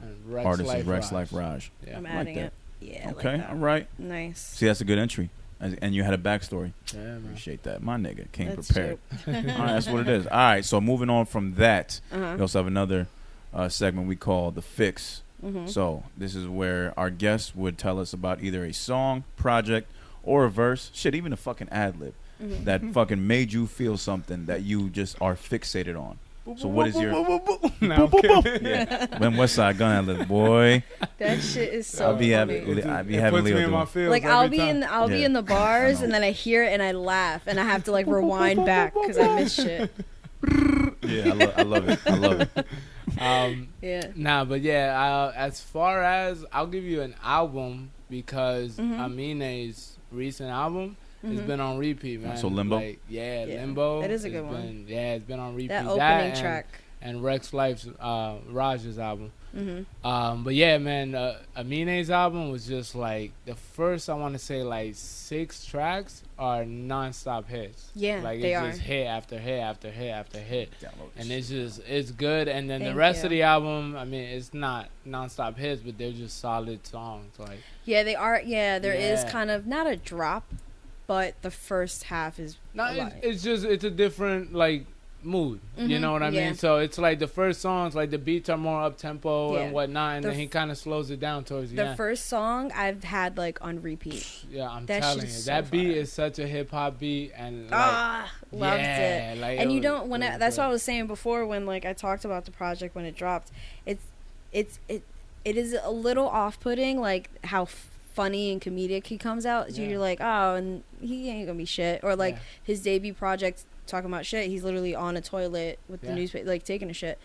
But you listen, like the lyricism, I mean, it's not like, you know, and top notch, but it's up there. I was actually talking to him about it earlier. Like the reason why I like Amine is it's not even, oh my god, he's super lyrical or anything like that, because he's not. Like, to be honest, like a lot of his stuff, I'm like, why'd you even say that, right? But it's something about it though. It's the fact that he doesn't take himself too seriously. Like to me, I just feel like he's making music that he likes, and in turn, I just feel that and I like it. I feel like he could. Something about it. Yeah, he can rap. Yeah. It's not that he can't. Yeah, no, like I've heard him and he got in his lyrical shit and it's good, but then it's just funny how he kind of balances it out and he's just like, yo, like I'm gonna do. He doesn't take himself too seriously. He's not trying to like come into the game and I'm the best rapper ever. I really like his flow too. He's just he's dope, man. He's a dope ass artist, and the thing is, he's an overall dope artist. Like he has a good voice. His flows are dope, and he can switch them up nonstop. Yeah. His lyrics are great. It's like, man. He even has like concepts like here and there, like in the videos, promo, things like that. Yeah. That's another thing. I love his videos. They seem like so much fun. That is one thing I said that I appreciated his rollout on Instagram, because that's what got me to listen to a couple songs. Because I saw like the way he put his Instagram ad together. He had 3 videos just kind of spliced in that little 15-second thing, and it made me want to like listen. I'm like, all right, this looks clean, because all day we've been talking about how when we scroll we get constant sponsored ads from rappers, and there's nothing really great about it. Everybody's just looking and sounding the same. But then you get him and I'm like, oh, this is like well put together. It sticks out. The video's clear as fuck, and it's just very dope. It's the way that I would want to present my album if I want people to check it out. His team, man. His team is he's got a good team. I kind of thought it was weird that he had an ad though. I realized I didn't say it on that episode, but I thought it was weird because I feel like he's not like a celebrity, but like he's not underground either. Yeah. So I'm like, why do you have to put an ad if like he's very behind true. a label, right? And he has a label behind him. The thing is, I think all of that he does because he wants to. Yeah. You know, I think, and that's kind of like what I get out of his career that I like. It's just like, it seems like control. It seems like he has a lot of control over both his art and like the rollout and promotion of it, and I like that, man. Because there's something. It seems like he doesn't have it. Well, no, I'm sorry. It seems like he has the label backing, but the way he acts is like indie. Yeah. And the way his shit looks, it's like label. But he could also be an industry plug. I mean, for all we know. Oh God, that would industry plant. Plant, that's that no, I know what you meant though. I never thought about it. Was like when they said Russ was, and I'm like, no, don't tell me that. I mean, but Russ is more plausible. That was a term that died out last year, but I'd be thinking about it all the time. Yeah, my whole thing is just like it's so funny when it comes to that conversation, because then I really do just start thinking about like, well, I mean, I've been doing music. Or I tried doing music, and go ahead. It's just kind of like I realized like this shit isn't no walk in the park. Yeah. So how do you get like, I mean, everybody knows or different people, but how do you get someone like Chance who came out with one mixtape, then all of a sudden he's got industry people on his second mixtape? Oh, he's definitely an industry plant. Didn't he like curse somebody out? And well, maybe Joe or somebody on there. At the same time, I also really feel pissed like, about but that. not that I think Chance is an industry plant, because I don't. But it almost seems like it. But it just seems like it, and it's the same with Amina. He just like came out of nowhere, and like then you're looking at the quality of his videos. You're looking at like all of this stuff, and you're just like, man, that's kind of. I didn't even think about that, but I will say the industry plant shit. The one thing about Chance, which I always thought was interesting, is that his father's a politician in Chicago. Yeah, so he's got connects, man. He's got connects. There's definitely connections there. But see, that's what I'm saying. So he may not be a plant. He may just have the right connects. Yeah. So it's just, you never know. Which I can't fault anybody if they got good connects right off the bat. Yeah, I mean, it is what it is. What are you complaining about? Yeah. It's that point, you just got to work harder. Exactly. Yeah, we talked about that too. It's not about what you know, it's about who you know. Sadly, yes. Sadly, yes. Because shit, if we knew the right people, niggas. And connections have that, you make. We'd be Blue Chew sponsorship? Bro, we had the Blue Chew sponsorship. We'd be in a fucking studio doing this. We'd have 15 Sins doing this shit. 15 Sins. God, I can't There's only wait. one sin, okay, bro? All right. We'd have 15 different sins, different angles and shit. Oh, my God. I'd imagine what we'd have. so offended. Okay. I'm like, I couldn't tell she was offended or not. Even better. We'll skip off. Good, You're good. You're doing a great job. Thank you. Thanks, love.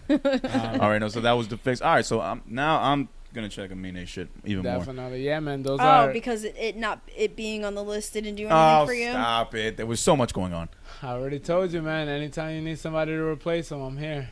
We're gonna have to make this a weekly call-in segment. Well, since the other replacement is getting famous, I might just use. Oh Manny. my god! It's a Lyrical Fix said. podcast. Alchemy and Sade. The Lyrical Shade podcast. Lyrical shade right now. That's what it is. Fucking lyrical shade. Yeah. You done laughing? Don't laugh too hard, nigga. Don't laugh too hard. Oh my god! You gotta start snoring. Now you gotta snort. Now, all right, now. I'm trying to stop it. Shades and jabs all over. Shades and jabs. Yeah, shady jabs. That's what we're gonna call this one for sure. Jabby shades. Jabby shades. Fuck you. Fuck you and your one black fingernail. Two. All right, whatever. I should have done the middle finger, so I'd be like, yeah, that would have been nice. Damn, nice I'll touch. do it next time. Look at you now. All right, and we're back again with the world famous segment, If You Don't Know. And if you don't know, now you know, nigga. Okay, so as always, I'm going to go first because Sade just always has to one-up me with her picks. No, it's not. No, I think that's what it is. No, I think one time you went first and we just kept with that. Oh, is that what it is? Yeah, but this time I wasn't ready. Now I'm ready. I forgot I had them already on here on the computer. Oh, okay, you're super prepared. Yep. Anyways, my selection comes from an artist that comes from a group out in Jersey by the name of Trap Bang. Shout out to all them dudes. This guy here, Matty Pasq, I met a few times in the past. I met him off a few other artists. Manny also knows him as well. Shout out to everybody at Trap Bang. Super dope. Super dope. Very super dope group. 3-man group. Always killing shit. Very lyrical rappers, man. And they all just bring a different style to the table. And they produce their own records as well. So it's very dope. And Matty, I've always just gotten along with. I think he's a fellow Virgo himself. He's been putting out quality work, albums, EPs, and just a hard worker. Every time I see him, he's got great energy. Definitely hoping to work with him hopefully by the end of this year. We've been talking about it, but COVID got in the way, but we're going to make it happen. But he just dropped an EP produced by Casino Cam. It's called Simple Times, 4-track EP, totals at 14 minutes. Song I'm going to play right now is Best Life. Off of that, it's available on all streaming platforms. Again, this is Matty Pasq, MattyPasq. You can find him at Matty Pasq on IG. The song is called Best Life. I'm going to play a little bit of that right now. Part of me been dealing with a lot of little things that make me hate me, but I'm doing alright. Lately I've been doing alright, yeah. When let's come up. High rise, high tides, good vibes from summer to summer. Been a bummer, been a lover, I've been trying to live my best life. Working on me, working on me, working on me, working on me, working on me. This is I can be anything, I can do anything, I can be anything that I really I've always wanna enjoyed go too, and like his be. artwork. His artwork is fucking dope as hell. You're not everything you wish you was, everything you wish you was, and I'm not everything I wish I was, everything I wish I was, and you're not everything you wish you was, everything you wish you was, and I'm not everything I wish I was, everything I wish I was. Can't be if we try, you know, even though we're not, all your feelings come full cycle. The seasons love to watch out. All right, that was Best Life by Matty Pasq. The EP is called Simple Times. It is produced entirely by Casino Cam. That was Best Life, I believe, the third track on that project. Matty Pasq, yeah. All right, next. What else you got? Oh, that was the only one I had. I thought because we had a guest, we were doing one-on-one. Oh, shit. Okay. Oh, shit. Oh no, I don't need it. I'm good. I have You don't one. need Damn, I have two. I don't know which one to use. Just put you on the spot, nigga. What you about to do? Damn, I don't know what the fuck I was gonna say. Oh, all right. So my if you don't know, is GuessMuzik's Beautiful. He just dropped a 2-pack with Yosonova called 33. It was the day before his birthday. Yos. I was debating on Candles or Beautiful. I think I like Beautiful more just because I got to see it live, which he did at the last one. Me, on the other hand, I do like Candles. I know I couldn't. The loop on that beat is amazing. I know. Yeah. I just couldn't. No, then maybe I should I do candles? No, it's up to you. Danielle. Either one, it's a 2-pack. It's your if you don't know. No, I don't know. I really like Beautiful, but I like... fuck it, I'll do Beautiful. I already have it queued up. All right. So, yeah, this is Beautiful by GuessMuzik. Producer is Yosonova.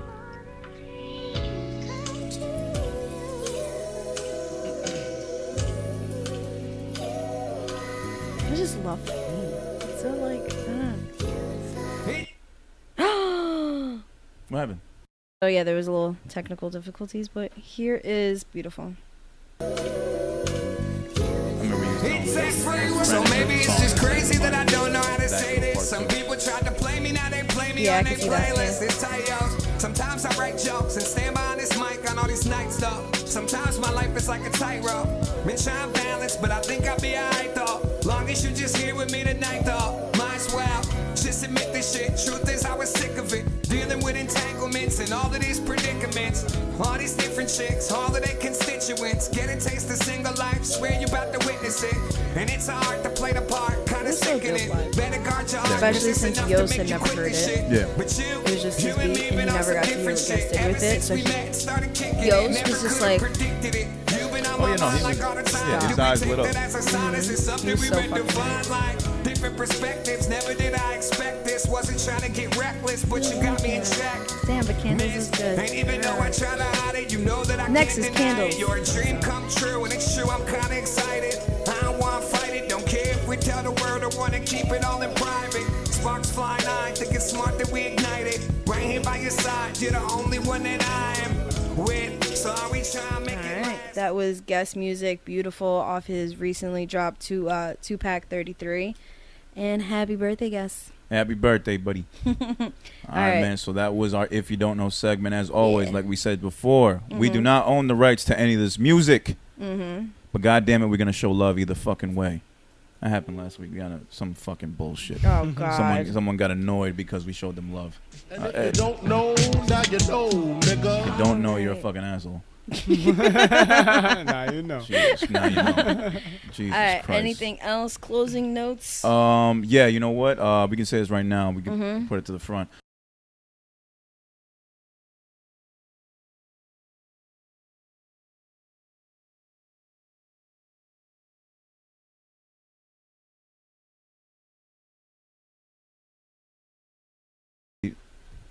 Based on everything that happened, it's been a wild week. Yeah. All these sports organizations shutting down, except the NHL. People fucking walking weird. out, yeah.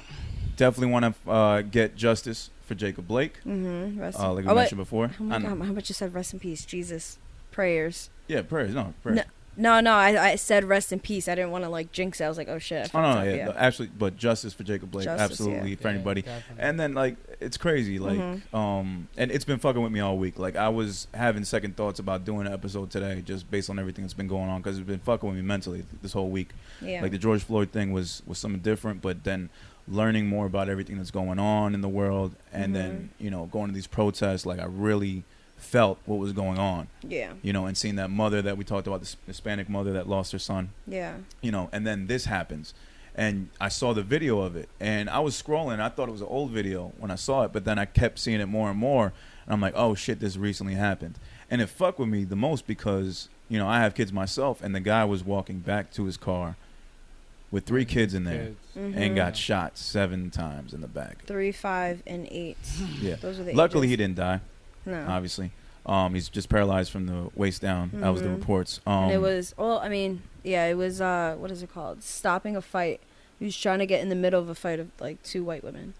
And somehow got shot. Yeah, and somehow got shot. I didn't, it's ridiculous. Being black at the wrong place at the wrong time. Exactly. And it just seems to keep happening everywhere. So, yeah, man, it took a lot for me to come here and do this episode today because it was definitely tough for me to deal with. And it's been fucking with my head the whole week, really. And being a father, it's tough when you see stuff like that. So definitely want to get justice, demanding justice for Jacob Blake, and hopefully those officers that were involved do see some time behind bars, or at least get punished for what they did, more than just administrative leave or like vacation with no pay or whatever the fuck they're giving these cops these days. And then for these 17-year-old white kids to just shoot down people that are protesting and then be offered water by the police department is even sicker. Yeah.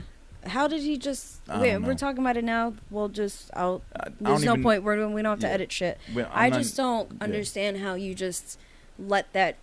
Like, it's perfectly fine that he's doing all of this, walking around with a fucking AK, but a man is stopping a fight.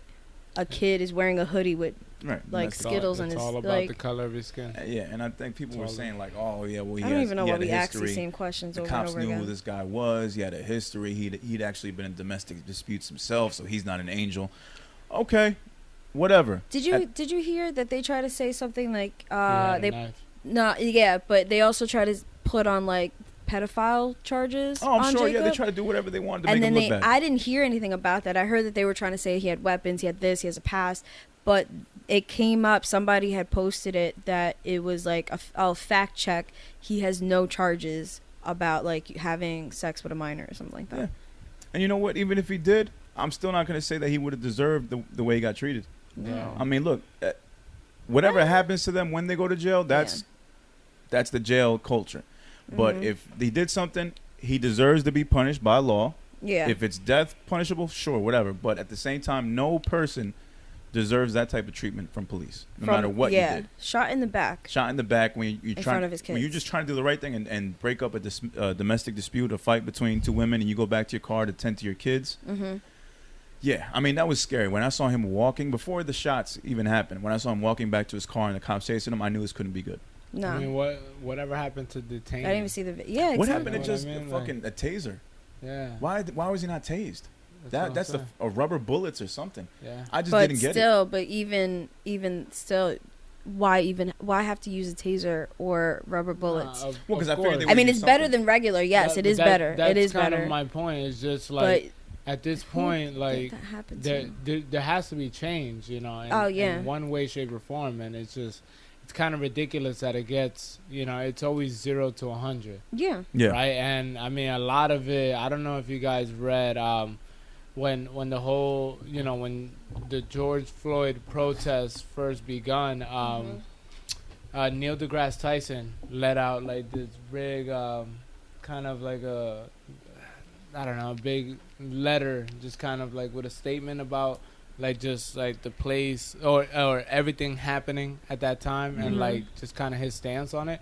And he talked about, I mean, just the fact that like people in the culinary field get more training than police officers. Oh yeah, it's just getting to a point where it's ridiculous, and like a lot of this comes down to just a lack of training, a lack of leadership, a lack of just education, and it's just crazy. All the higher ups, like even the New York Police Department, like a couple weeks ago when they put out their full endorsement on President Trump.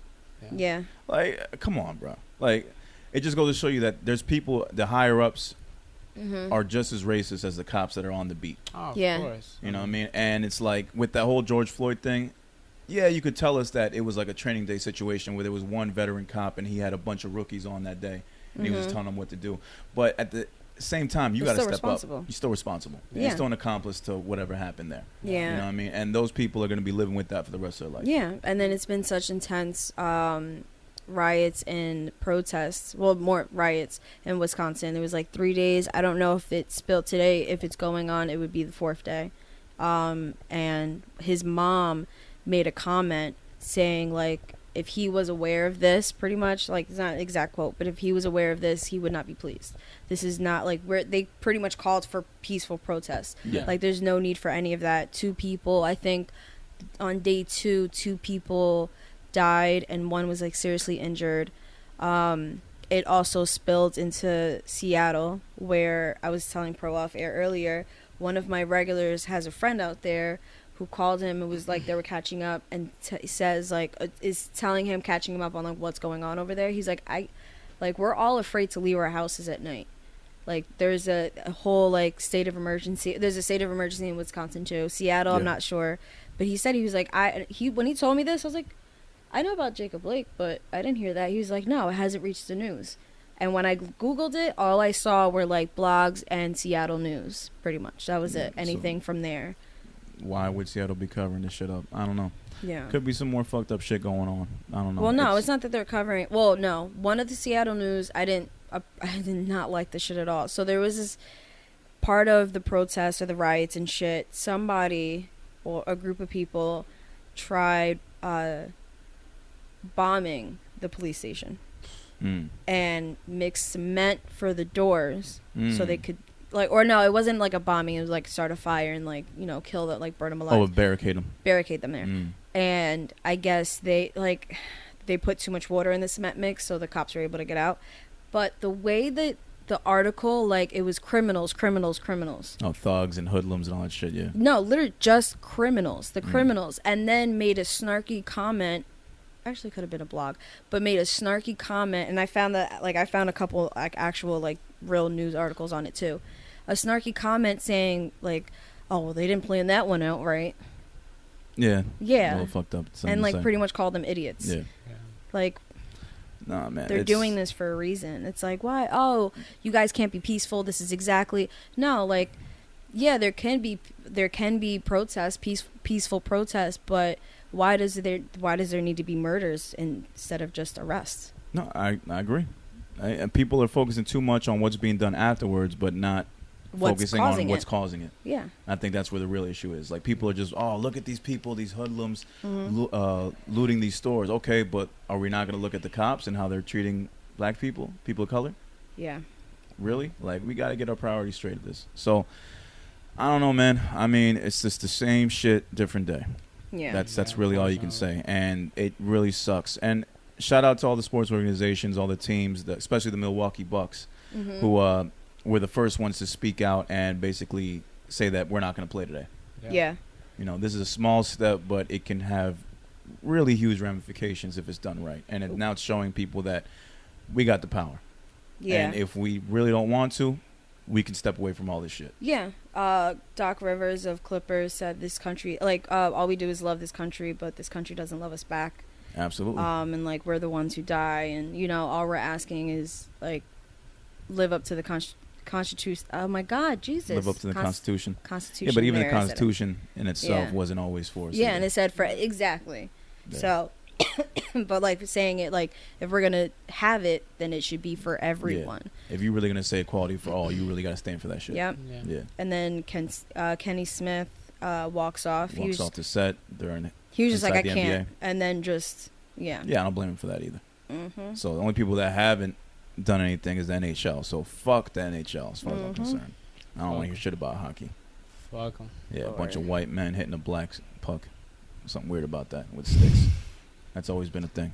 You're reaching. Am I? All right, it's not the first time I heard it though. I know. But yeah. All right, so we'll leave it at that though.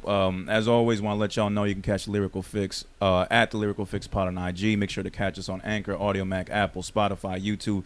Make sure to like, rate, comment, subscribe, give us those 5-star reviews. Keep us hot out in these podcast streets. As always, this has been your host for fucking 52 straight weeks, Kid Pro. And Sade. I want to thank our guests here for the evening, Manny with No IG. Thank his beautiful wife, Cynthia, for being here, joining us.